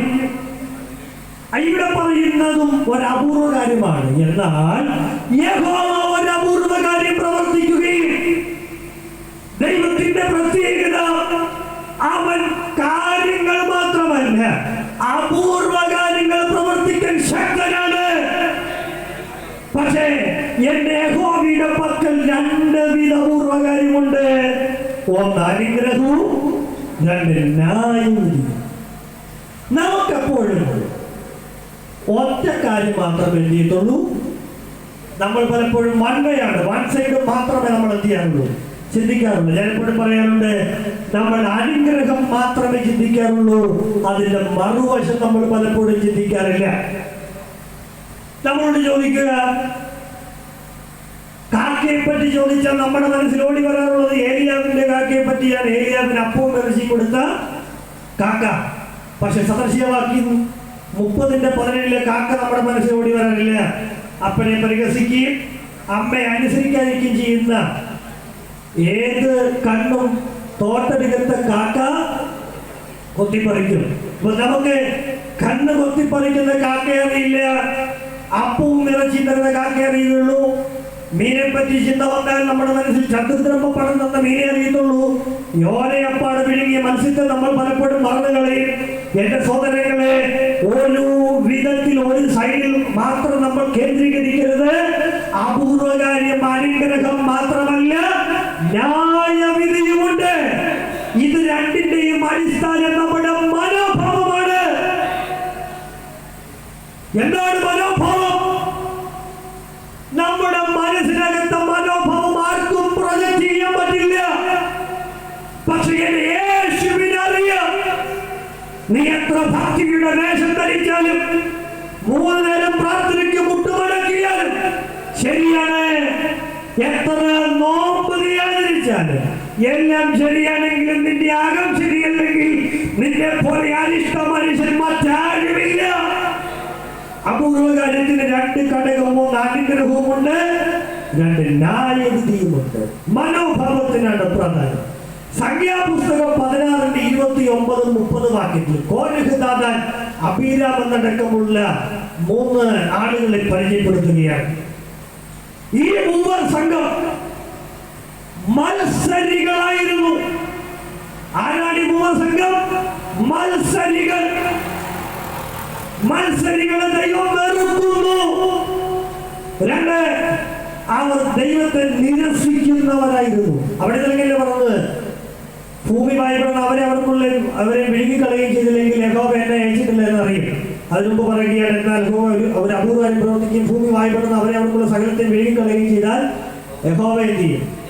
നിരസിച്ചു എന്ന് നിങ്ങൾ അറിയും. അപ്പോൾ ഒന്നവർ ദൈവത്തെ നിരസിച്ചു, 2 ദൈവത്തോട് മത്സരിച്ച്. സംഖ്യ 16:1-2 വാക്യമാണ് മത്സരത്തെ പറ്റി. മോശയോടും ദൈവത്തിൽ സ്ഥാനാധിപതികളായ മോശയോട് മത്സരിച്ചു എന്ന് വെച്ചാൽ മോശ വെറുതെ എന്തെങ്കിലും ചെയ്യുകയല്ല, ദൈവത്തിന്റെ അരുളപ്പാടുകൾ കൈമാറുന്ന ആളാണ് മോശ. അപ്പോൾ മോശയോട് മത്സരിച്ചല്ല ദൈവത്തിന്റെ പുസ്തകത്തിൽ എഴുതുന്നത്, പിന്നെ ദൈവത്തോട് മത്സരിച്ചു എന്നാണ്. അപ്പോൾ ഒന്നവർ ദൈവത്തോട് മത്സരിച്ചവർ, 2 ദൈവത്തെ നിരസിച്ചവർ.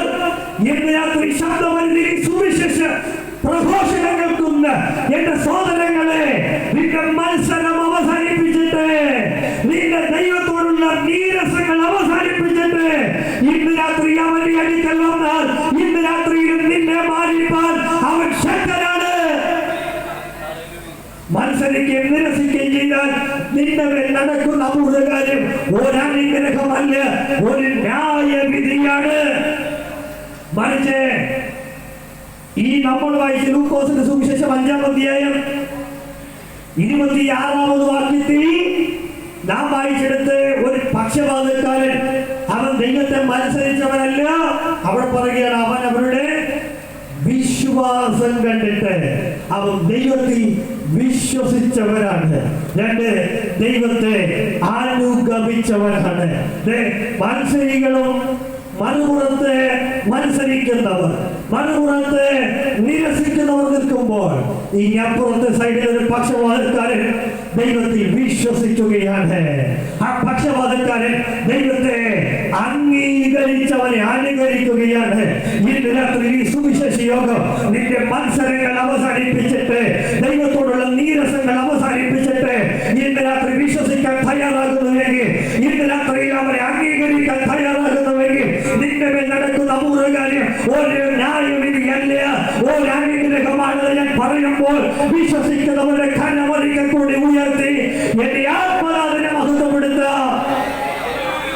അപ്പോൾ എന്റെ പ്രിയരെ, മത്സരമല്ല നമുക്ക് ആവശ്യം, നമുക്ക് അവനെ വിശ്വസിക്കണം. ഒറ്റ വാക്കിൽ ഞാൻ പറയട്ടെ, ഈ പക്ഷപാതക്കാരൻ ജീവിതത്തിൽ ഒരിക്കലും എഴുന്നേൽക്കില്ല.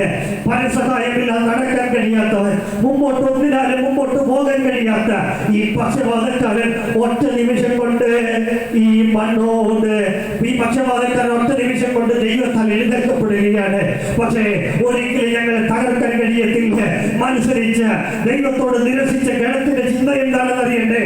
ആരോഗ്യമുള്ളപ്പോൾ, ഉള്ളപ്പോൾ എല്ലാത്തിനും നിരസിച്ചു, ബൈബിളിനെ നിരസിച്ച് ബൈബിളിനോട് മത്സരിച്ചു പോകുന്ന എന്റെ സഹോദരനെ, ഒരു കാര്യം നീ ഓർക്കണം. നീ എത്ര തടിയുണ്ടെങ്കിൽ, നിനക്ക് എത്ര സമ്പത്തുണ്ടെങ്കിൽ, നിന്റെ പിന്നിൽ ഒത്തിരി അണികളുണ്ടായേക്കാം, പക്ഷെ ഒരു കാര്യം ഉറപ്പാണ്, നീ എത്ര കരുത്തനാണെന്ന് പറഞ്ഞാലും അവന്റെ അപൂർവ കാര്യം നിന്റെ വീട്ടിൽ ന്യായവിധിയായിട്ടാണ് വന്നു കയറുന്നതെങ്കിൽ, നീ എത്ര ബലമുള്ളവനാണെങ്കിലും ഒറ്റ നിമിഷം കൊണ്ട് നിന്നെ താഴ്ത്താനും ഒരിക്കൽ പോലും ഉയരില്ല എന്ന് ഞാൻ എങ്ങനെ ഉയരും, തലമുറകൾ എങ്ങനെ ഉയരുമെന്ന് ചിന്തിക്കുന്ന നിന്നെ ഒറ്റ നിമിഷം കൊണ്ട് ഉയർത്താനും എന്റെ യേശു മതിയായവനാണ്.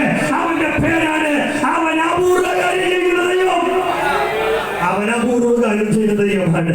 എന്റെ സഹോദരങ്ങളെ, ഈ സുവിശേഷ സന്ദേശത്തിൽ കൂടി ഞാൻ ഇത്തരം കാര്യങ്ങൾ പറയുമ്പോൾ നിങ്ങളുടെ അകത്തെ മനുഷ്യൻ ബലപ്പെടാൻ വേണ്ടി ആത്മീയരാകുന്ന നിങ്ങളോട് 1-2 കാര്യങ്ങൾ പറഞ്ഞ് ഞാൻ ഉപസംഹരിക്കാൻ പോവുകയാണ്, പ്രാർത്ഥിച്ച് ഉപസംഹരിക്കാൻ പോവുകയാണ്. നമ്മൾ അവിടെ വായിച്ച വാക്യത്തിൽ ഇങ്ങനെയാണ്: അപൂർവ കാര്യങ്ങൾ കണ്ടു എന്നാണ് പറഞ്ഞത്. പക്ഷേ നമ്മൾ കാണാൻ വേണ്ടി വിളിക്കപ്പെട്ടവരല്ല, നമ്മൾ അനുഭവിക്കാൻ വേണ്ടി വിളിക്കപ്പെട്ടവരാണ്. ലോകത്തിൽ പലരും കണ്ട് തൃപ്തിയടയുമ്പോൾ നമ്മൾ കാണാൻ വേണ്ടി വിളിക്കപ്പെട്ടവരല്ല, അനുഭവിക്കാൻ വേണ്ടി വിളിക്കപ്പെട്ടവരാണ്. പക്ഷെ എല്ലാവർക്കും അനുഭവിക്കാൻ കഴിയത്തില്ല. വില കൊടുക്കുന്നവർക്ക് അനുഭവിക്കാൻ കഴിയുകയുള്ളൂ. അങ്ങനെ ദാനിയേൽ പ്രവാചക പുസ്തകം 3-ാം അധ്യായത്തിൽ നെബൂഖദ്നേസർ രാജാവ് പൊന്നുകൊണ്ടൊരു ബിംബം തീർത്തു. ബിംബം തീർത്തിട്ട് പറയുകയാണ്, ഈ ബിംബത്തെ നമസ്കരിക്കുന്നില്ലെങ്കിൽ എരിയുന്ന തീച്ചൂളിലിട്ട് കളയുമെന്ന്.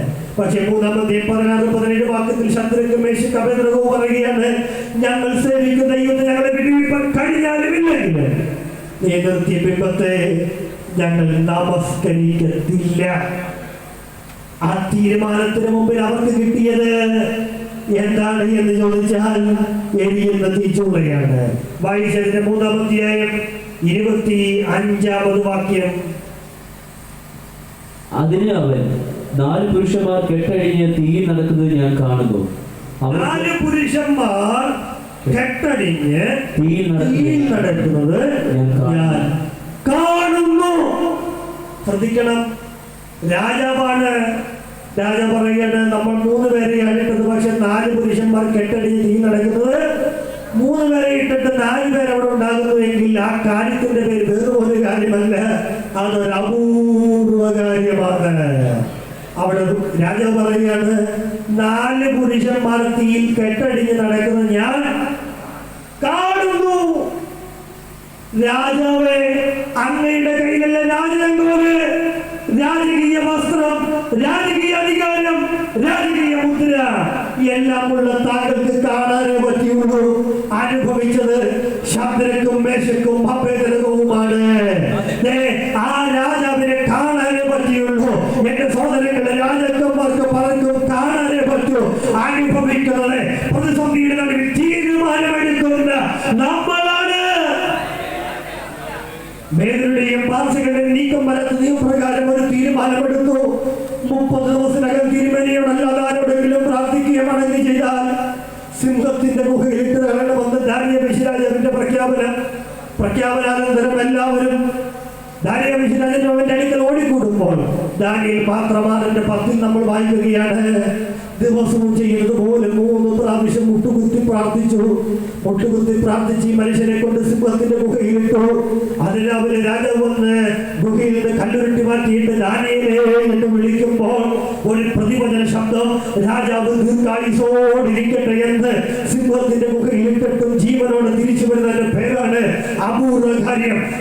ദാരിയാവേശ് രാജാവേ, രാജകീയ അധികാരവും രാജകീയ ചെങ്കോലും സിംഹാസനങ്ങളും താങ്കൾക്കല്ലേ, പക്ഷെ താങ്കൾക്കത് കാണാനേ പറ്റിയുള്ളൂ. അനുഭവിച്ചത് പ്രതിസന്ധിയുടെ നടുവിൽ പ്രാർത്ഥനയ്ക്ക് വേണ്ടി മുട്ടുകുത്തിയ ദാനിയേല് അപൂർവകാരി കണ്ടു തൃപ്തിപ്പെടുകയല്ല, അത് അനുഭവിക്കുകയായിരുന്നു. പ്രശ്നക്കാരത്തിൽ പെൺകുട്ടിയുടെ മേൽ ആവഹിക്കപ്പെട്ട ഭൂതത്തെ ശാസിച്ചത് കൊണ്ട് കൽത്തുറങ്ങിൽ കാരാഗ്രഹത്തിൽ അടയ്ക്കപ്പെട്ട പൗലോസും ശീലാസും പാടി ആരാധിക്കുമ്പോൾ പെട്ടെന്ന് വലിയൊരു ഭൂകമ്പമുണ്ടായി. കാരാഗ്രഹത്തിന് അടിസ്ഥാനം കുലുങ്ങി, വാതിലൊക്കെ ഈ തുറന്നു, എല്ലാവരുടെയും ചെങ്ങല അടിഞ്ഞു വീണു. കാരാഗ്രഹ പ്രമാണിക്ക് അപൂർവ കാര്യമാണ്. കാരാഗ്രഹ പ്രമാണിക്ക് കാണാനേ കഴിയുള്ളൂ. അനുഭവിച്ചത് പൗലോസും ശീലാസുമാണ്. കാരണം പാടി സ്തുതിച്ചവരാണ്. അങ്ങനെയെങ്കിൽ കാണാൻ വേണ്ടി വിളിക്കപ്പെട്ടവരല്ല, നാം അനുഭവിക്കാൻ വേണ്ടി വിളിക്കപ്പെട്ടവരാണ്. അത് അനുഭവിക്കണമെങ്കിൽ ഒന്ന് തീരുമാനമെടുക്കണം. 2 പ്രാർത്ഥനയ്ക്ക് വേണ്ടി മുട്ടുകുത്തണം. 3 പാടി ദൈവത്തെ മഹത്വപ്പെടുന്ന ഒരു തലമുറ കണ്ടു തൃപ്തിപ്പെടുന്നവരല്ല, അവർ അനുഭവിക്കുന്നവരാണ്. ഇതിനെ പറയുമ്പോൾ ചേർന്ന് ദൈവത്തെ മഹത്വപ്പെടുന്ന ഒരിക്കൽ കൂടി കാര്യം ഉയർത്തി ദൈവത്തെ മഹത്വപ്പെടുത്താമല്ലോ. ഹല്ലേലൂയ. രണ്ട് വാക്കുകൾ ഉപസംഹാരത്തിലേക്ക് പോകുകയാണ്. അവിടെ പറയുന്നൊരു സന്ദർഭമുണ്ട്. എന്റെ സഹോദരങ്ങളെ, ആ പക്ഷപാതക്കാരൻ എഴുന്നേൽക്കുകയാണ്. എന്റെ യേശുവിന്റെ 3 മഹാത്മ്യങ്ങൾ: അവൻ പാപമോചകനാണ്, 2 അവൻ ചിന്തകൾ തിരിച്ചറിയുന്നവനാണ്, 3 അവൻ അപൂർവ കാര്യങ്ങൾ പ്രവർത്തിക്കുന്ന ദൈവമാണ്. എന്റെ സഹോദരങ്ങളെ, ഇനി നമുക്ക് ലോകം കാണാൻ പോകുന്ന 2 അപൂർവ കാര്യങ്ങൾ. 1 അപൂർവമായ യേശു പുനരാഗമിക്കും, 2 അപൂർവമായ ന്യായവിധിയുമുണ്ട്. എന്റെ സഹോദരങ്ങളെ, ന്യായവിധിയിൽ തെറ്റിയൊടിയാൻ മരിച്ച ശേഷം ആരെങ്കിലും നമുക്ക് വേണ്ടി എന്തെങ്കിലും ചെയ്താൽ നമുക്ക് നിത്യത കിട്ടൂല. ജീവിച്ചിരിക്കുമ്പോൾ മാത്രമേ കിട്ടുകയുള്ളൂ. സഹോദരങ്ങളെ, ആത്മാവുണ്ടോ എന്ന് ചില ആളുകൾ വാദത്തിൽ ചോദിക്കാറുണ്ട്. എല്ലാ മനുഷ്യനും ആത്മാവുണ്ട്. ഏത് നിരീശ്വരവാദിയും ഏത് യുക്തിവാദിയും അറിയാതെ തന്നെ പലപ്പോഴും പറയാറുണ്ട് മനുഷ്യന് ആത്മാവുണ്ടെന്ന്. ഞാൻ എപ്പോഴും ചിന്തിക്കാറുണ്ട്. ഞാനിങ്ങനെ ഉദാഹരണം പോലെ പറയാറുണ്ട്. ഇതിന്റെ പരിസര പ്രദേശത്ത് കുട്ടൻ എന്ന പേരുള്ള ഒരാളുണ്ടെന്നിരിക്കട്ടെ. ഈ ശബ്ദപരിധിയിൽ കേൾക്കുന്ന ആരെങ്കിലും പേര് കുട്ടനെന്നാണെങ്കിൽ ഞാൻ ക്ഷമ ചോദിക്കുകയാണ്. നിങ്ങളെ പറ്റി ഒരു ഉദാഹരണത്തിന് വേണ്ടി ഒരു പേര് ഞാൻ കടമെടുത്തത് മാത്രമേ ഉള്ളൂ. അങ്ങനെ പറയേണ്ട കാലമാണല്ലോ. കാരണം പേരുകളുടെ പേരിൽ വിവാദം ഇങ്ങനെ കൊള്ളുന്ന കാലമാണ്. പകുതി ഉറക്കത്തിലാണ് പലരും. അതുകൊണ്ടാണ് ഞാൻ ഇങ്ങനെ പറഞ്ഞത്. കുട്ടൻ എന്ന പേരുള്ള ഒരാളുണ്ടെന്നിരിക്കട്ടെ. അങ്ങനെ ഈ കുട്ടൻ അമേരിക്കയ്ക്ക് പോയി എന്നൊരു പറഞ്ഞു, അല്ലെങ്കിൽ ഇപ്പോൾ കുട്ടൻ മരിച്ചുപോയി. പിറ്റേ ദിവസം വാർത്ത വരികയാണ്, കുട്ടൻ മരിച്ചുപോയി. കുട്ടനെ അറിയാവുന്ന നമ്മളിൽ പലരും എന്ത് ചെയ്യും? ഓടി ആ വീട്ടിലേക്ക് ചെല്ലും. എന്തിനു വേണ്ടി? കുട്ടനെ ഒരു നോക്ക് കാണാൻ വേണ്ടി. കുട്ടൻ മരിച്ചു പോയെന്നല്ലേ പറയുന്നത്, എങ്കിലും കാണാൻ വേണ്ടി എന്ത് ചെയ്തു? പോയി. അതേപോലെ തന്നെ കുട്ടൻ അമേരിക്കയ്ക്ക് പോയി എന്നൊരു വാർത്ത. രണ്ടിനും അവസാനം ഉപയോഗിച്ച പദം പോയി എന്നാണ്. കുട്ടൻ അമേരിക്കയ്ക്ക് പോയി. തലയ്ക്ക് എണ്ണ തേച്ച് കുളിച്ച് ഒരുത്തരും എന്ത് ചെയ്യത്തില്ല. അമേരിക്കയ്ക്ക് പോയ കുട്ടനെ കാണാൻ വേണ്ടി വീട്ടിലേക്ക് പോവോ? ഇല്ല. എന്താണ്? കുട്ടൻ അമേരിക്കയ്ക്ക് പോയത് ശരീരത്തോടെയാണ് പോയത്. പക്ഷെ കുട്ടൻ മരിച്ചു പോയത് കേട്ടപ്പോൾ എന്താ പോയത്? ഈ യുക്തിവാദി മോഡി അവിടെ ചെല്ലും, അവരും പറയും മരിച്ചു പോയത്. കാരണം എന്തോ ഒന്ന് പോയി. ആ പോയതിന്റെ പേരാണ് ആത്മാവ്. ശരീരം ഇവിടെ ഇട്ടിട്ട് ആത്മാവില്ലാത്തവരും പറയും മരിച്ചു പോയത്. അർത്ഥം എന്തോ ഒന്ന് പോയെന്ന് അവനറിയാം. അത് ഏതാണ്ട് അവന് വെളിവിടത്തില്ലെന്നേ ഉള്ളൂ. പക്ഷെ ഞങ്ങൾ പറയുന്നു അത് ആത്മാവാണ്. ആത്മാവിന് വേണ്ടത് ഇവിടെ കരകതമാക്കണം. പണത്തിന് രക്ഷിക്കാൻ കഴിയത്തില്ല. ന്യായവിധിയുള്ള പണത്തിന് എന്ത് ചെയ്യാൻ പറ്റില്ല? രക്ഷിക്കാൻ പറ്റില്ല. പക്ഷേ ഈ ലോകത്തിലെ ഏതെങ്കിലുമൊക്കെ നമ്മൾ വിധിക്കപ്പെട്ട് ശിക്ഷയ്ക്ക് കിടന്നാൽ പണത്തിന് രക്ഷിക്കാൻ കഴിയേക്കാം. കഴിഞ്ഞ ദിവസങ്ങളിൽ 36 കോടി പിരിച്ചെടുക്കുകയാണ് സൗദി വധശിക്ഷയ്ക്ക് വേണ്ടി വിധിക്കപ്പെട്ട അബ്ദുൾ റഹ്മാൻ എന്നൊരു സഹോദരന് വേണ്ടി. കേരളം ഒട്ടാകെ പിരിക്കുകയാണ് 36 കോടി രൂപ. എന്തിനു വേണ്ടി? ആ വധശിക്ഷയിൽ നിന്നൊരു മോചനം കിട്ടാൻ വേണ്ടി. ഞാൻ പറഞ്ഞ കാരണം ഈ ലോകത്തിന് തൂക്കുകയെന്ന് രക്ഷപ്പെടാൻ 36 കോടിക്ക് പറ്റിയേക്കാം. പക്ഷെ 36 3600 കോടി കൊടുത്താലും നിത്യത എന്ന ക്രോധാക്കിൽ നിന്ന് രക്ഷപ്പെടാൻ പറ്റില്ല. ആ രക്ഷപ്പെടണമെങ്കിൽ ഇപ്പോഴാകുന്ന രക്ഷാ ദിവസം, ഇപ്പോഴാകുന്ന സുപ്രസാദകാലം പണത്തിന് രക്ഷപ്പെടുത്താൻ കഴിയത്തില്ല. നീ യേശുവോട് പാപമേറ്റ് പറഞ്ഞാൽ മാത്രമേ അവയിൽ രക്ഷയുള്ളൂ. എന്റെ സഹോദരങ്ങളെ, യേശു നമുക്ക് വേണ്ടി ഭവനമൊരുക്കാൻ പോയിരിക്കുകയാണ്. ഞാൻ എന്റെ വാക്കുകൾ ഉപസംഹരിക്കട്ടെ. ഈ പക്ഷപാതക്കാരനെ സൗഖ്യം കൊണ്ട് എഴുന്നേൽപ്പിച്ചിട്ടൊരു കാര്യം പറയുകയാണ്. കിടക്കയെടുത്ത് വീട്ടിലേക്ക് പോകാൻ. നിങ്ങൾ ബൈബിളിൽ പറയുന്നെങ്കിൽ കിടക്കെടുത്ത് പോകാൻ, നടക്കാൻ എന്നൊക്കെ പറയാറുണ്ട്. പക്ഷെ ഈ പക്ഷപാതക്കാരോട് പറഞ്ഞ പദപ്രയോഗം എന്നെ വല്ലാണ്ട് അതിശയിപ്പിച്ചു. വീട്ടിലേക്ക് പോകാൻ വേണ്ടി. നോക്കിക്കേ, പക്ഷപാതക്കാരോട് കിടക്കെടുത്ത് പോകാൻ പറഞ്ഞ പോലെ. അങ്ങനെ പറഞ്ഞാൽ ഇതുവരെ പക്ഷപാതത്തിൽ കിടന്ന് ഇവർ എങ്ങോട്ടെങ്കിലും പോകാൻ സാധ്യതയുണ്ട്. അപ്പോൾ എന്റെ യേശു പറയാണ്, നിന്നെ ഞാൻ പാപത്തിൽ രക്ഷിച്ചത്, ലോകത്തിൽ എഴുന്നേൽപ്പിച്ചത് എങ്ങോട്ടെങ്കിലും പോകാനല്ല, വീട്ടിലേക്ക് പോകാൻ വേണ്ടിയാണ്.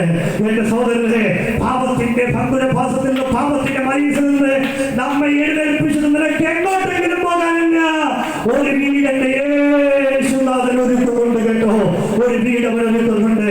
കൂടാരമാകുന്ന ഞങ്ങളുടെ ഭവനം അഴിഞ്ഞു പോയാൽ കൈപ്പിണിയല്ലാത്ത ദൈവത്തിന്റെ ദാനമായിരുന്നു നിത്യമായൊരു ഭവനം. നിങ്ങളുടെ കറങ്ങി പോകരുത്. ദൈവത്തിൽ വിശ്വസിപ്പീൻ, എന്നിലും വിശ്വസിപ്പീൻ. എന്റെ പിതാവിന്റെ ഭവനത്തിൽ അനേക വാസസ്ഥലമുണ്ട്. എന്റെ പിതാവിന്റെ ഭവനത്തിൽ അനേക ഇടങ്ങളുണ്ട്. എന്റെ സഹോദരങ്ങളെ, ഒരു വീട് നമുക്ക് വേണ്ടി ദൈവം ഒരുക്കാൻ പോവുകയാണ്. കഷ്ടതയില്ലാത്ത, വേദനയില്ലാത്ത, രോഗമില്ലാത്ത, ഇന്ന് നിനക്ക് കഷ്ടമുണ്ടെങ്കിൽ, രോഗമുണ്ടെങ്കിൽ, വേദനയുണ്ടെങ്കിൽ ഒരു വീട് ദൈവം നൽകും. പക്ഷേ ലോകത്തിൽ എല്ലാ കഷ്ടതകളും മാറണമെന്നില്ല. പക്ഷെ മാറുന്ന ഒരു ദിവസമുണ്ട്. വെളിപ്പാട് പുസ്തകം 21-ാം അധ്യായത്തിൽ പറയുകയാണ്, അവിടെ മരണമില്ല, അവിടെ മുറവിളിയില്ല, സങ്കടമില്ല, ഉപദ്രവമില്ല. ആ വീട്ടിലേക്ക് നമുക്ക് പോകാൻ സമയമായി. ഒരു നിമിഷം എല്ലാവരും അത് ഇരിപ്പിടങ്ങളിൽ എഴുന്നേറ്റ് നിൽക്കാമല്ലോ.